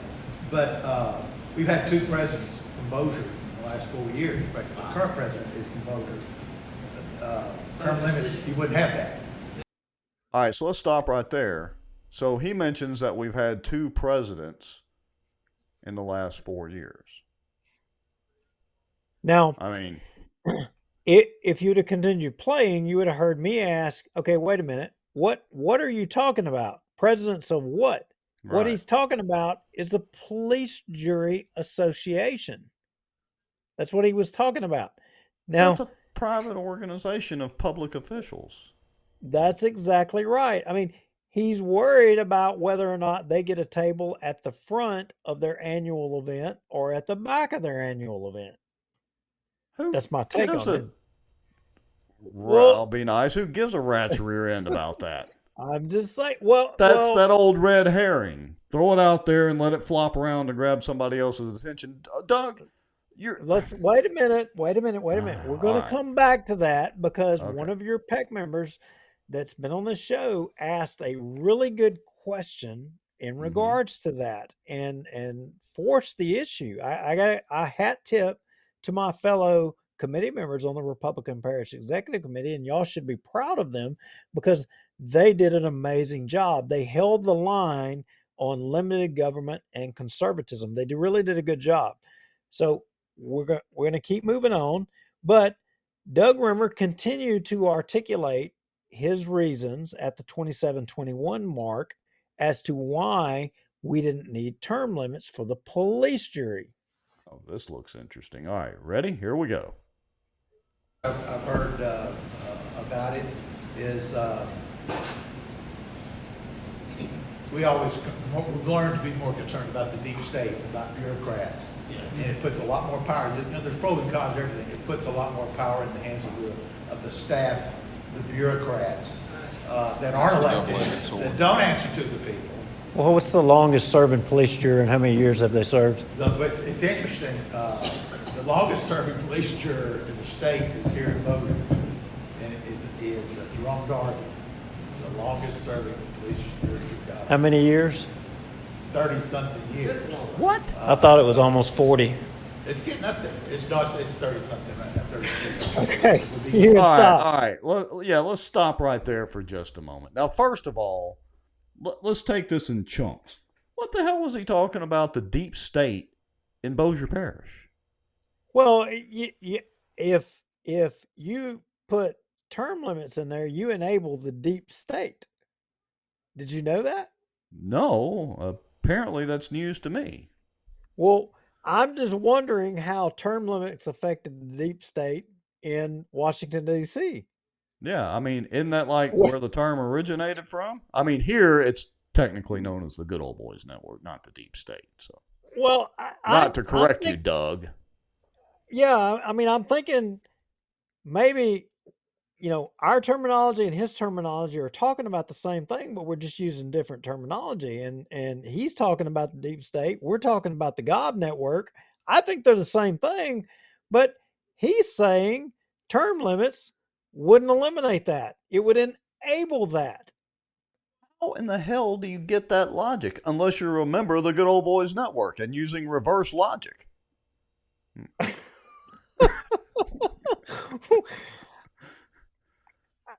I'm just telling you. So, all right. But did you hear the longest serving police juror in the state of Louisiana is in Bossier Parish? Imagine that. And it's one of the Darby guys. I'm not going to say the name. One of the Darby guys, and it's over 30 years. I asked I thought it was almost 40, and they said, well, it's 30 something. Yeah, so it's a rounding error, so. Yeah, so we're somewhere between 30 and 40 years. Now, I'm just wondering, how many of y'all think that someone being a public servant should be in it for 30 to 40 years? How many of you think that's crazy? That's normal. That's not a problem. I mean, 30 to 40 years. I mean, if you don't allow people to have 30 to 40 years, you risk having the deep state, Rex. Of course, the flip side to that is, has anybody else run against him in those 30 to 40 years? And I'm just being a little rhetorical about it because I don't know. I have not checked the past election histories before we, got on the show tonight. But, well, I would say so the debate went on. Let's jump to the 32, 34 mark. And Mike Collier makes some really good arguments. I mean, we're having a debate here. There's pros and cons going back and forth. But let's listen to what Mike Collier had to say. Okay. Bossier City needs to evolve. This budget and the amount of debt that we have, there are a lot of issues that we need to be focusing on. Colonel, let me ask you a couple of questions. Yes. The term limits coming to Bossier City is because, I think, we have a current weak mayor and a very strong King David. If we didn't have those two sitting there, it might not be such an urge. Secondly, when you go into term limits, without question, you're giving up your experience. You start over. And the state legislature has those problems because every 12 years, every third class is brand new and they got to go find a lunchroom, etc. We know that. Your chairmanships are then disrupted. You end up putting up chairmen that are not ready. The experience is not there. Third, you're going to have to stagger your elections. You can't, it's going to have to be a process over time to do that. And the only argument in my mind that's valid for term limits is the corruption deal. People, not Nancy Pelosi, are there forever, does whatever the hell she wants. But, and that's what's happening in Bossier City. That's a very, very strong argument. Well, wisdom from Mike.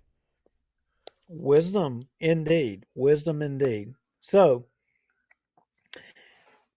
I would say let's jump to the next mark, the 35-19 mark, and let's just let it play. All right, here we go. Here in Bossier City. You And I would be would- better off paying a city engineer more than you pay the mayor, because you get a lot of payback from that. You get good contracts. And I would contend, and I'm sure Doug will take issue with this, but I would contend that you have problems with the police jury as well. For example, the parish administrator that was appointed not living in the parish. I think that is a result of people being in office too long. It's typically cronyism. When you talk about the two things that are that lead to corruption more than anything, it's cronyism and nepotism. And we had to fight that off in Bossier City. And one more on a personal note, a unelected bureaucracy with taxing authority, and there were pleadings by citizens to the police jury to take action on the Cypress district, and they didn't really do anything. And that's what happens when people get in power and they stay in power, and they know the way. Doug, you said stop something there. about we being at a disadvantage. Okay. So those very good points. So, as we covered in a previous show, and, I think Jeff Sadow wrote an article. I think there was a lot of people, even John Settle reported on, the police jury appointing a parish administrator that by law, is required to live within, the parish, and he didn't meet the standard to be the parish administrator. But I would point out something even more, Rex. Does anyone watching the show, do y'all recall the police jury? Juliana Parks, did you see it on her page? Did you see anywhere where they advertised for the parish administrator position? Did anybody get an opportunity? Did you get an opportunity to put your application in for that? No, and I looked and I didn't see it. Now, somebody may show a screenshot or whatever and prove us wrong, but I don't remember. As a matter of fact, I remember the discussion among the police jury as kind of being a joke that, he's pretty much the shoe-in for the job while violating the law. Where you at, Patrick Jackson? While violating the law. Well, did they know or did they not know? I mean, what's that old saying about ignorance is no excuse? Well, that's right, but that only applies to you and me. That doesn't apply to, people in elected office or with these government jobs that are supposed to be, swear an oath to the Constitution to uphold right and wrong and the law. And follow the laws of the state and blah, blah, blah. Yeah, all that good stuff. Now, our good friend Robert Wright asks a really great question. Now, remember us talking about, the Police Jury Association earlier, Mm-hmm. Doug, remember? Robert Wright asks a question in regards to that at the 3618 mark. Let's hear what he has to say. Doug, you said something about we being at a disadvantage of getting officers at the state police jury level. What benefit is it that we have officers at the police jury level? I'm curious. I don't really know. What benefits do we get if we do have officers at the state police jury level? There's so much getting answers to that. I could probably spend an hour or so going. Got one good one? There are a number of issues that we are pushing. Some have to do with funding, unfair funding for parishes. Everybody that we are taking the lead has to do with severance tax revenues. That's just one. And that group has the leadership of it. Okay. Right. And there's a thank you. There's a My good old friend Doug the Taxman Rimmer, following the mantra to dazzle them with brilliance or baffle them with bullshit. I'd say he chose the latter. Well, he didn't have a really good answer, but nonetheless, his answer was about, a disparity in us getting tax revenues. And specifically, there being a disparity about severance taxes. Mm-hmm. That was the point he was making, that being or having leadership or members appointed to, I guess, the leadership of the Police Jury Association, he's more concerned about them having a seat at the table in the Police Jury Association than he is about, having good government here in Bossier, Yeah, parish. I mean, look, the legislature sets that, not the Police Jury Association. So is there a lobbying group that the Police Jury Association has? Is that what he's advocating? Is that it's better wait a for us minute. to... Now, you remember when the Cypress District thing, you had Dodie Horton try to fix a problem that, she identified because constituents were calling on her that, hey, we've got a problem with the Cypress District. Mhm. We need to try to fix this. She tried to do something about it. And what did the police jury do? The police jury, including Doug Rimmer, all went and anteed up for a lobbyist to fight Dodie Horton trying to fix a problem. But right. They made it difficult to fix the problem. Now, I didn't let that go. I called that issue out, and Doug Rimmer had to address it. And he had some pretty interesting comments that I think our viewers are going to find amazing. But before we get to there, well, actually, no, we're right there, 37:57. Let's go ahead and play it. Let's see what he had to say. Okay. You mentioned the administrator who does. We all knew he owned property. We didn't know where his that he wasn't registered to vote. We didn't. Did you hear that regarding the administrator? He knew they knew that he owned property, but they didn't know that he wasn't a registered voter in the parish. So they literally, you had 20 to 40 year, seasoned police jurymen that aren't, bound by term limits. An make attorney a decision, who is a sitting assistant district attorney. So don't forget him. That a person meets the qualifications, even though it's not in compliance with state law. And Rimmer cites state law that, look, we need term limits because you need to be experienced, because you need to be knowledgeable of state law, but yet they make appointments that are not in compliance with state law. I mean, that's not hypocritical. That's not ignorant. That's just pure stupidity and being a moron. Is it being a moron, or is it that you're trying to deceive the public? Well, I don't know. It's the Good Old Boys Network, and this is the guy that we have decided and anointed is going to fulfill the position, and that's that. Well, let's wait a minute and let's let him finish what he was saying in regards to the administrator and the Cypress District. Here we go. Okay, hit him. A lot of times you check things people say they have a college degree and they don't. You check and you find out. Yeah, we had that in the Republican Party this year. Haven't we seen that at the national level, right? But just saying that has since been corrected. Saying that it's since been corrected. Those things do come up. Where's his homestead exemption? That there wasn't any cronyism involved.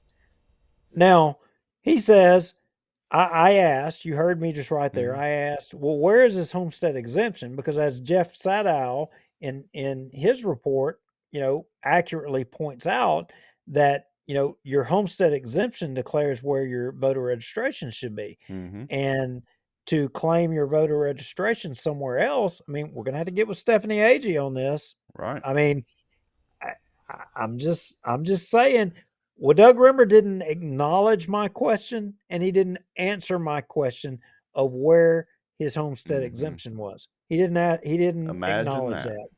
But he said he had corrected that, talking about the parish administrator. Yeah. Not quite.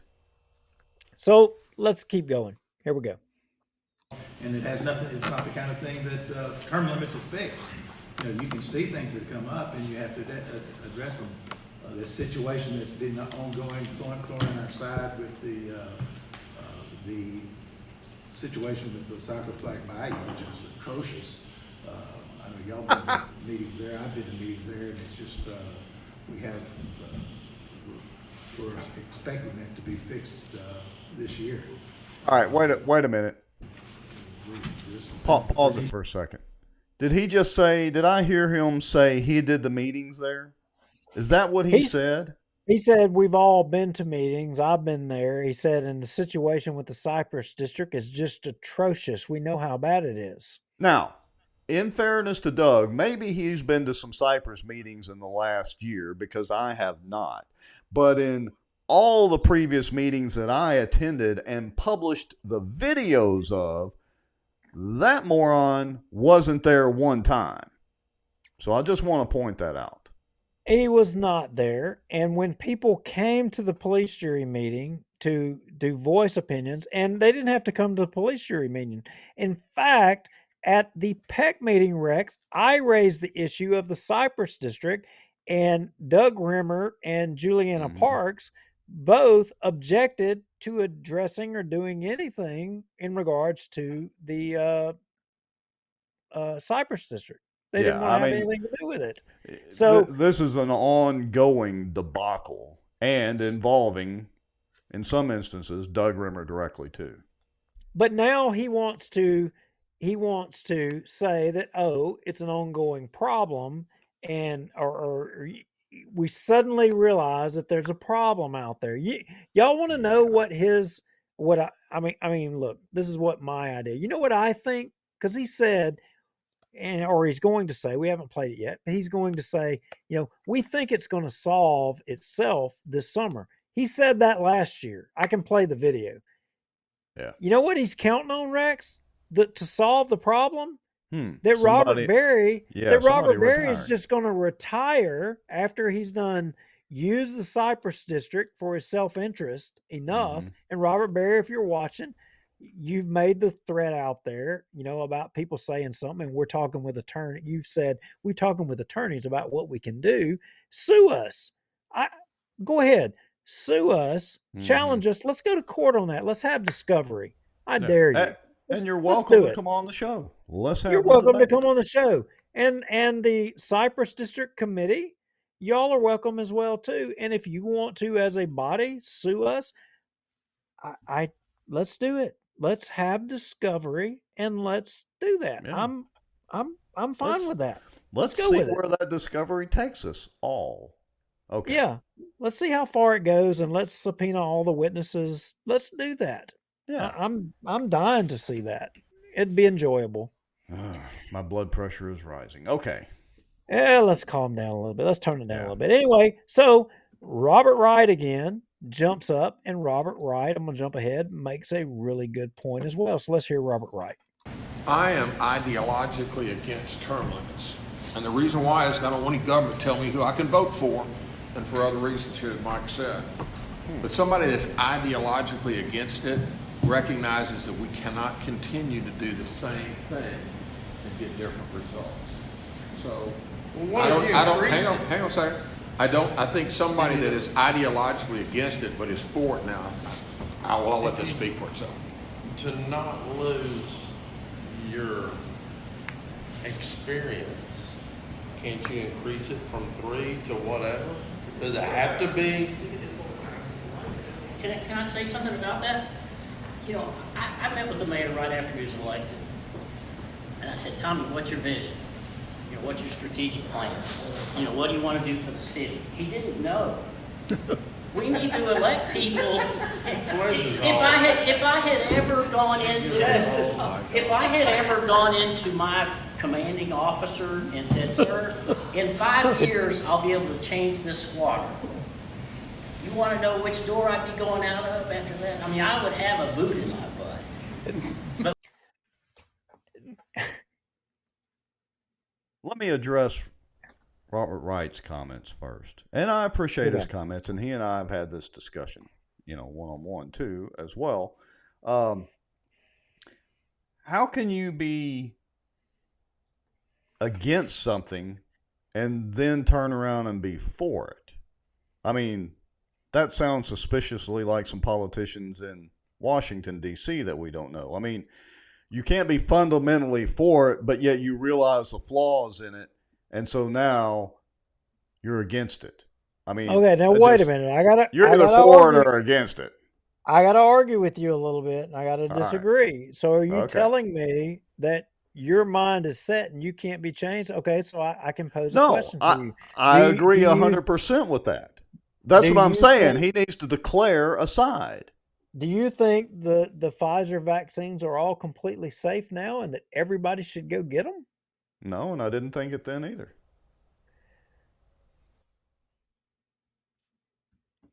I When love did you, Rick. when did you ever hear me say that the Pfizer vaccines are completely I'm safe and just, everybody should go get them? I'm just saying, I ain't heard you saying that, but I'm just saying that Yeah, blah blah, yeah, blah blah. I You don't know. you tried.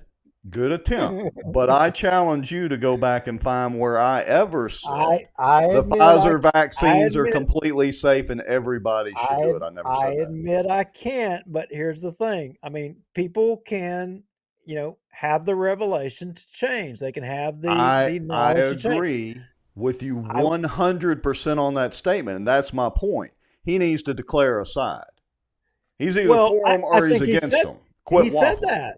He said that. He said, given the case, and even Mike Collier, when we had this vote, I mean, look, you don't call a motion and you Right. don't move to do things unless you kind of know the vote count and where people ideologically stand on things and whether you can be successful or not. Right. Mike Collier, I got to tell you, I had a question.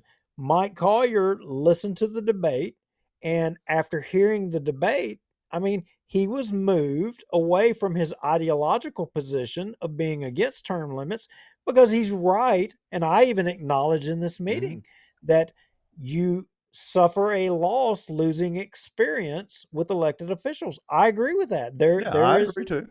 There's merit to that. Mm-hmm. But in the current situation that we're in with both the police jury and Bossier City government, the lack of term limits, and as let me use Tommy Chandler's words, a lack of fresh blood and new leadership. I mean, might lead to corruption. We've went sideways. Yeah. In his words, it might lead to corruption. Yeah. So the negative aspects of not having term limits on balance far outweigh the positive aspects. So on balance, term limits are a necessary thing. In the vast majority, if not, in my opinion, all cases. So that's my point is, yeah, I appreciate Robert's point. I certainly appreciate Mike's wisdom in it. But declare a side. You're either for them or against them. Someone just sent to me right now, currently, they went and I think that they determined that, Joe E. Ford Jr.'s homestead exemption is filed at 9992 Grassy Knoll Drive in Shreveport, Louisiana. That it just couldn't be a better address, Grassy Knoll Drive. I mean, that's not in Bossier Parish. Now, Doug Rimmer goes on to say, and wait a minute, let's let Rimmer say it for himself. So 5223, here we go. And 3 terms is good. I'd like to say one other thing, is I think we got a problem with the city government here, and we're spilling it over. There are some issues that, with the, knowing what the situation is in the parish government, we've got we lost our longer term, who had been a police juror, a longer term administrator, Bill Altimus retired. And now we have another one retire within the next year or so. And again, you start, there's about institutional knowledge. We had 2 longer term police jurors didn't run for re-election. When I was elected, there were 2 open seats. Again, we happen to coincidentally have 1 black representative who's been consistently represented from a barely majority white district, but he's been generally unopposed. He rambles forever. I mean, we're going to waste a lot of time. We got to move through this, whatever. But he's talking about retirement of police jury members, and I end up asking the question. And I'm going to jump ahead. Here it is. He's been generally unopposed. I don't know when the last time he had any opposition. But we've seen that sometimes Doug, you said retire. Did you just mean retire from the police jury? Getting a retire from the police jury? You mean getting a retirement? No, I said the administrator retired, and he did get a retirement. But he No, was but he I was say- a police juror. Yeah, though. build off. Police jurors retired from public life. No, they didn't retire yet. Police jurors don't get any retirement. Right. Now, I say that, this one you're talking about, Jerome Darby, they used to could. And I think we have two longer term that were before they cut off the retirement, that do get some retirement if they did, but, So should I'm elected confused slightly trying to listen to follow Rimmer's logic, but okay. Well, exactly. But should elected officials be elected officials so long that retirement is an option? Is that what the intent of the founders? Is that I the think intent? they would roll over in their graves, the vast majority of them, if they knew that this was going on. My argument would be a flat out no. So I'm wondering, what do y'all think? The police jury representative on the Republican Parish Executive Committee, how do y'all think he felt about term limits? I'm wondering what you think. What does he think about it? Yeah, that. Wow. Well, let's hear it. Let's see what he. What we're doing is putting it in their hands. True or false? True. Correct. I'd like to offer an amendment, and I'd like to just to delete the part about the police jury and let us continue to talk and study and see what that would look like. Whether it's petition, there's a number of we had the numbers for the city. I almost fell out of my chair. I mean, Are we talking about self-serving and self-interested or what? I mean, look, that's fine if y'all want to, have term limits for the school board and the city. That's great, but just leave the police jury out of it. Just cut us out of it. Hell? We're no I mean, different. We're different. We don't need term limits. That's as blatantly obvious as it gets right there. That is the epitome of what's wrong with not just the police jury and Doug Rimmer specifically. That's what's wrong with most politicians. Absolutely self-serving. Well, let me point out something else. And Rex, you may not have even got this yet, but it jumped all out at me, and I said something. I didn't push it hard, but I said something. I just wanted to hear what everybody had to say. So listen to this. Y'all tell me what you think about this. Point of order. Motion. Point of order. Yes, sir. I mean, you're on the police jury and you're making a motion to amend my motion. Yeah. Is that not a conflict? No, not in this body, it's not. This is a Republican. We're trying to decide what our effects are going to do. You're voting on your own interest, right? Yeah, but I don't see a problem with that. That's not interest. My interest is good I don't see a government. problem. Well, if the rest of the body doesn't have an objection, I was just I going mean, to we point got it to out. vote. I mean, there's. I mean, he could all of us voluntarily sitting do here. it, but if he doesn't, I mean, he doesn't. I mean, he has a voice. Well, for his Case for good government, though, Duke. Well, really what do y'all is. think? He said what he do y'all was. think? If you're trying to prevent a body unaffiliated and seeking for limited government, and you're seeking to amend a motion to prevent that body from changing the rules of the body that you're serving on in the other one, which you receive compensation for, which they do get some compensation for it. It ain't a lot, Right. but they It ain't, get something. yeah. Right. But aren't you trying to do something that affects something that you have an interest in? Yeah, and let's be clear, the Bossier Republican Executive Committee, known as the PEC, does not have the legal authority to impose term limits, but it does have sway with the Republican Party and voters and the press and all that to help facilitate the passing of term limits, let's just say, to keep it simple. Yeah, so I mean, I believe that he had no place weighing into the debate. It's certainly not making an amendment and certainly not even voting on it. But I disagreed with the rest of the group. I think the rest of the group was being courteous in allowing him to vote on it. But I think it's a conflict of interest, and I would defer to you guys. Do you think that an elected official should be able to vote on, whether or not they're bound by a term limit or not? Ruth said it best. Typical Gob response. Maybe so. Maybe so. So I got under, Mr. Rimmer's skin a little bit and got his dander up. And looks like Paul Johnson has a pretty good comment. Yeah.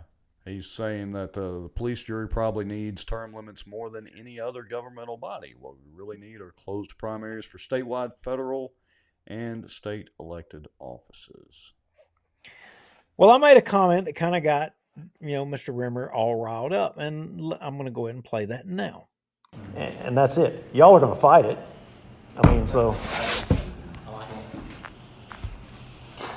Oh, you're not that you know we're going to hire a lobbyist going to fight and all that stuff. Well, you talked about the law, following the laws at the start, and you haven't done that as a police juror. If So you're trying to fix a problem you don't have, that's Well, the only thing I'll say there, Doug, is and I don't have a problem at all with the police jury. I've been on the school board. I've been involved with the city. I don't really know I don't get in y'all's business.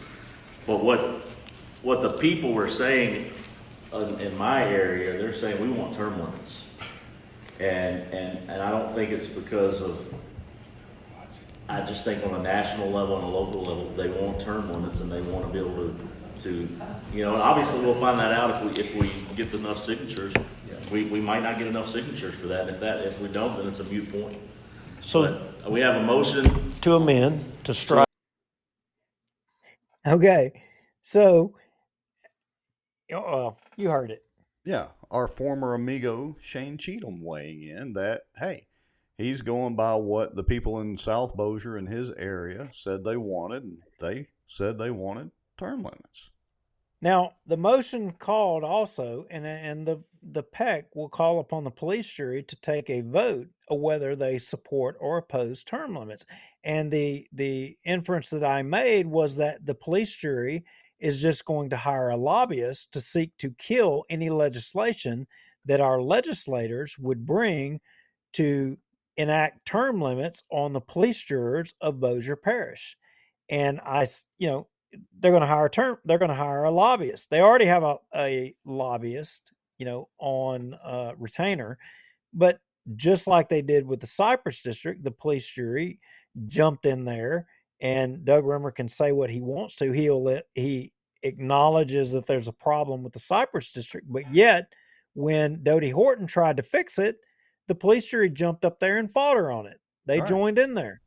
So I said, well, look, you're going to fight it when it comes to policing you or you having, accountability. You're going to jump there.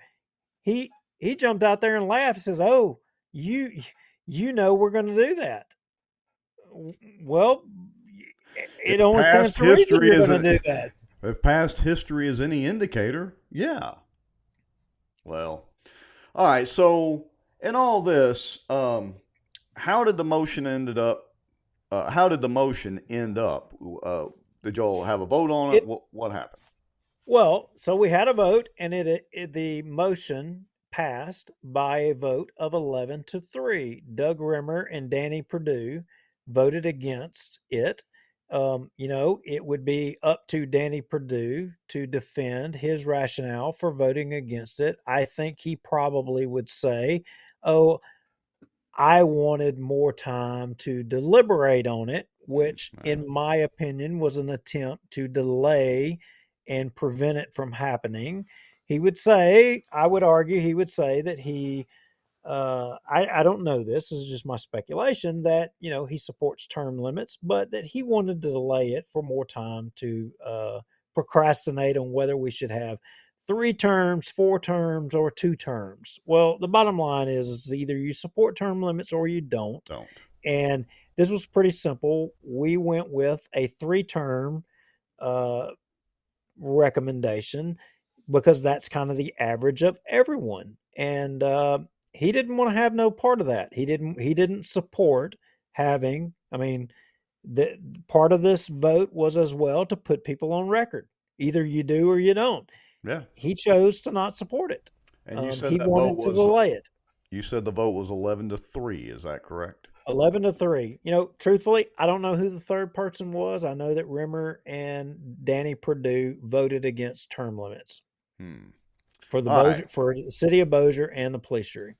And hence the press release that was sent out by the PEC. And as several people have commented, I think KTBS and some of the other mainstream news did some articles on it as well already. But here it is right here at the regular meeting on Monday the 16th. The Bossier Parish Republican Executive Committee discussed and voted to approve the creation of a term limit committee to lead, organize, and solicit the signatures required to put term limits in place for the Bossier City Council, Bossier City Mayor, and the Bossier Parish Police Jury.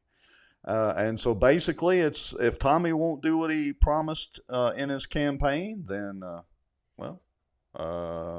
maybe the Republicans will do it for him.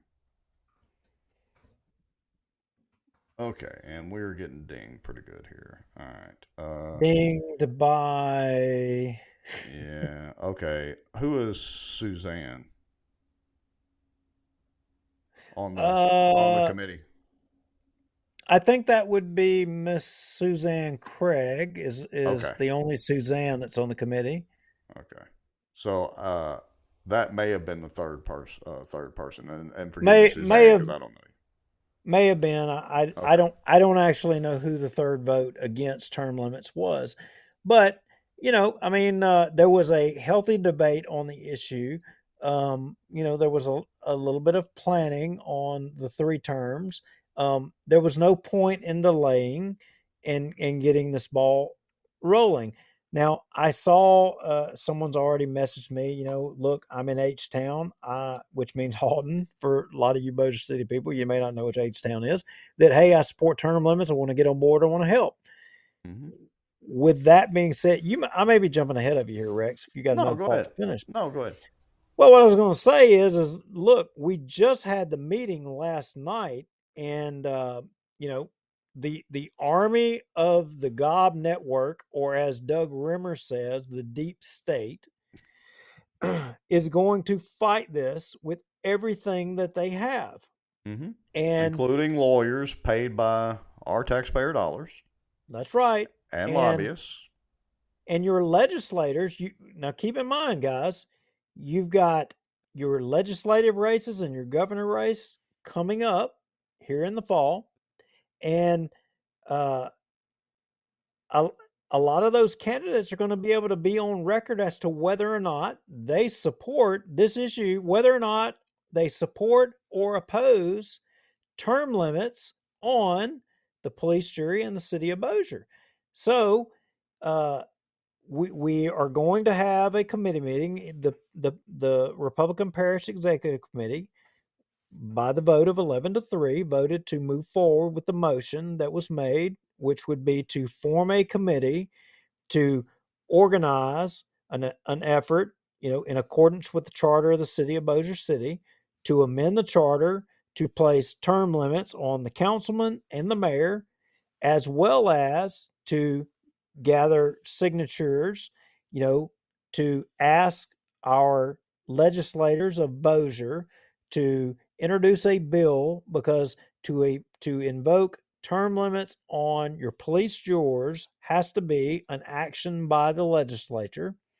So, you know, that we would the PEC would end up being seeking signatures from electors, which is registered voters of the parish, to sign that they want, you know, your legislators to bring a bill to place on the ballot a referendum to invoke term limits upon your, you know, police jury members.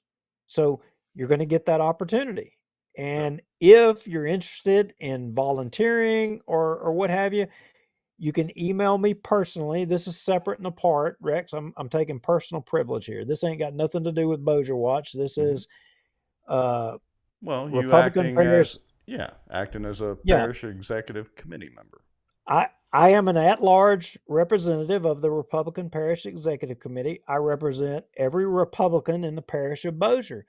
If you support term limits, you know, this is for you. You can email me and I can end up ultimately getting you the information of how to get involved in this and to get on board.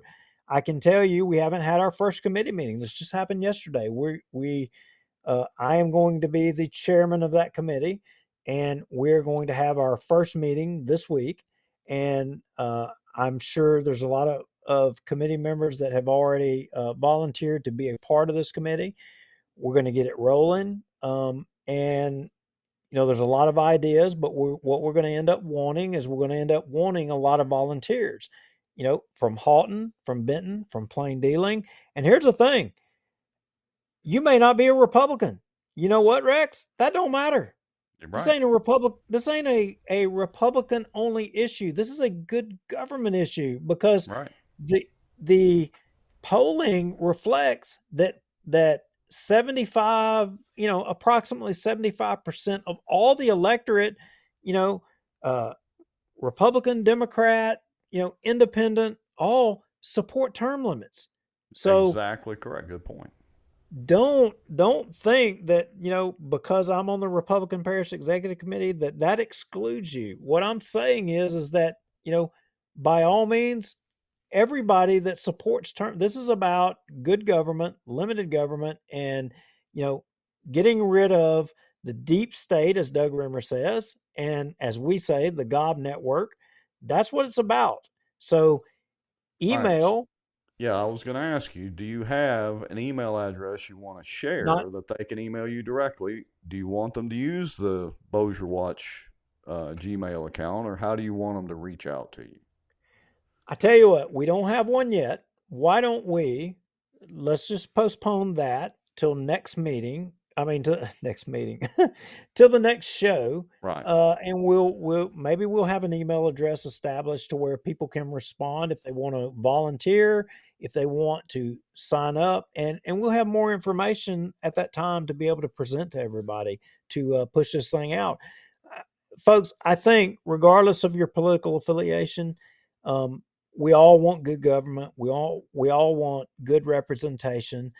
I think we all are tired of the general rubber stamp, and taking all of us as voters for granted. And just, I think we all want to change.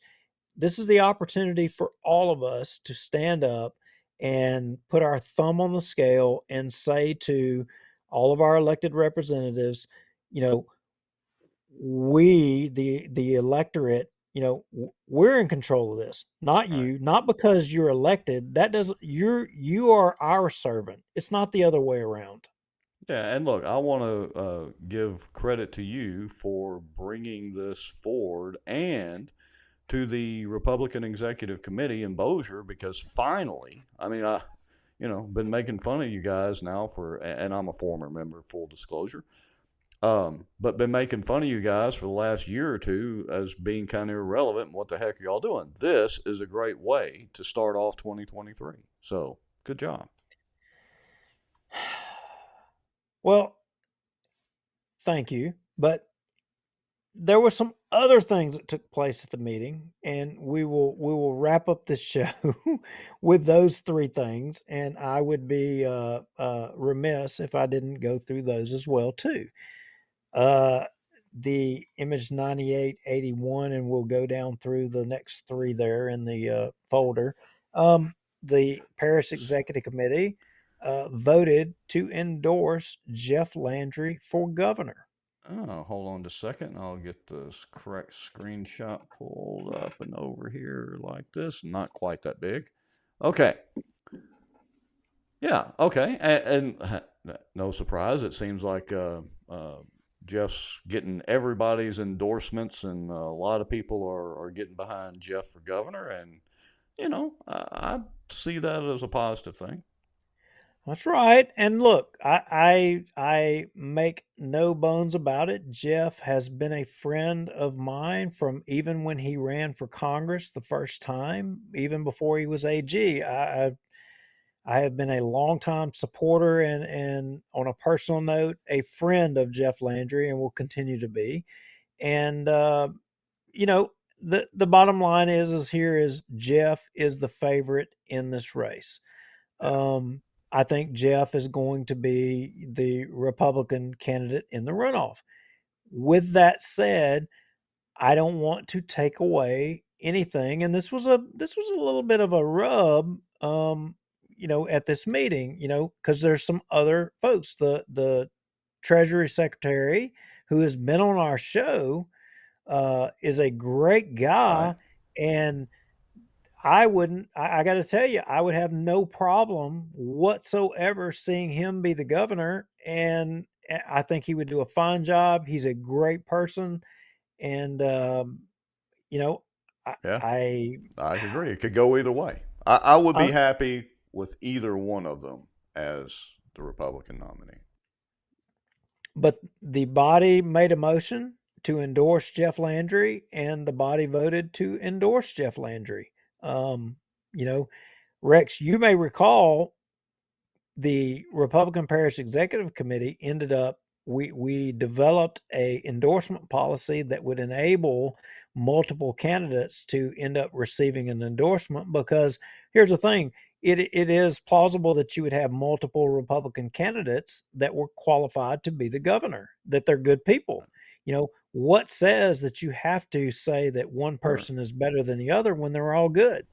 Right. We had that in place, but when Tommy Chandler and you know Doug Rimmer and came into power, they made a point to make sure that that was not a possibility anymore. Thanks, Richard Ray. So, with that said, we only got one endorsement in here, and I got no problem with the endorsement. Jeff Landry's a great guy. So, there was that endorsement. We also Mhm. made an endorsement in the lieutenant governor's race. All right, so let me put that one up there. So obviously, Billy Nungesser announced that he would not be running for governor, and that he would be running for, uh, his seat that he's in. And I got to tell you, he's good at the seat that he's in.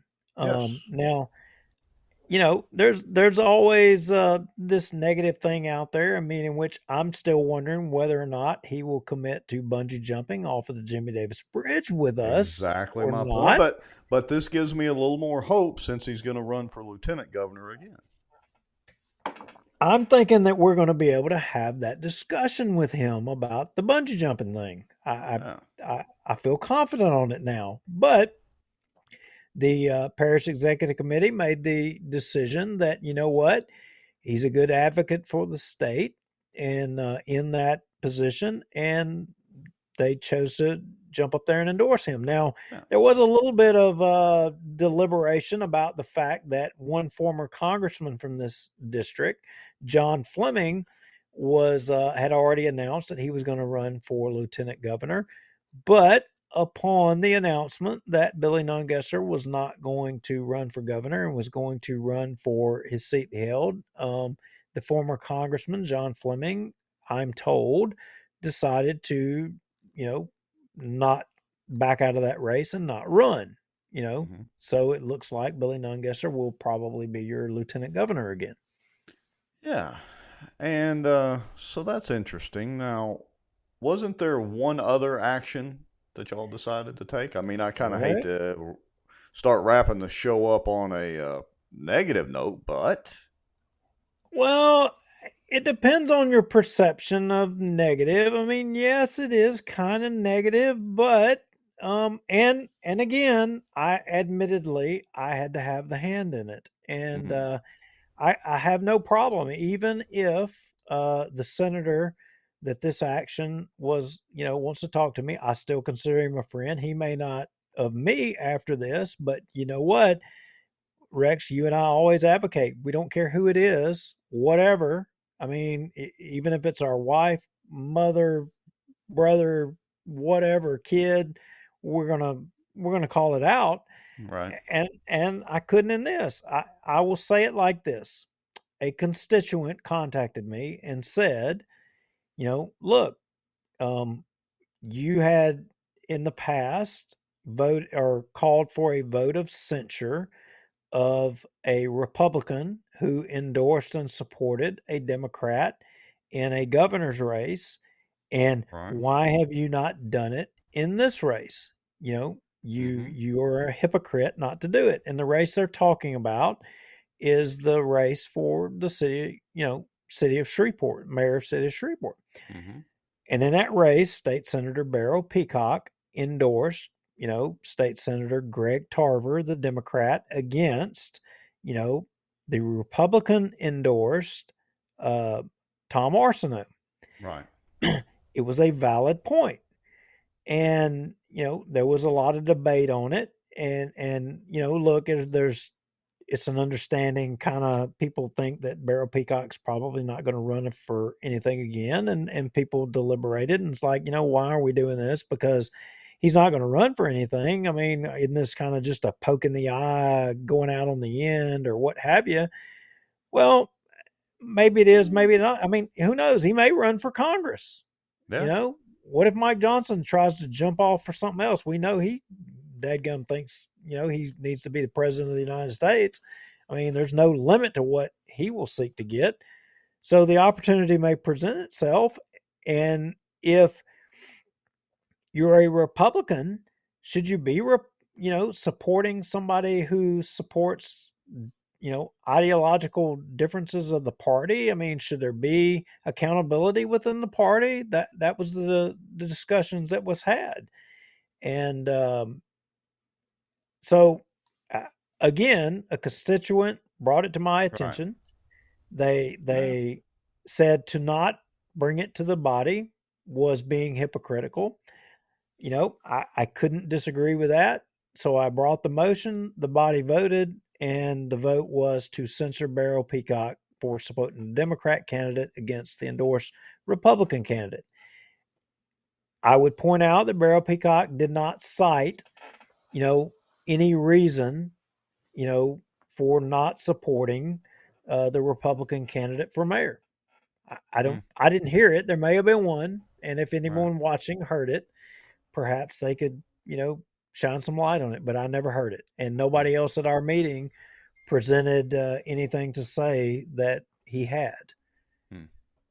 Well, I'd just like to close with this.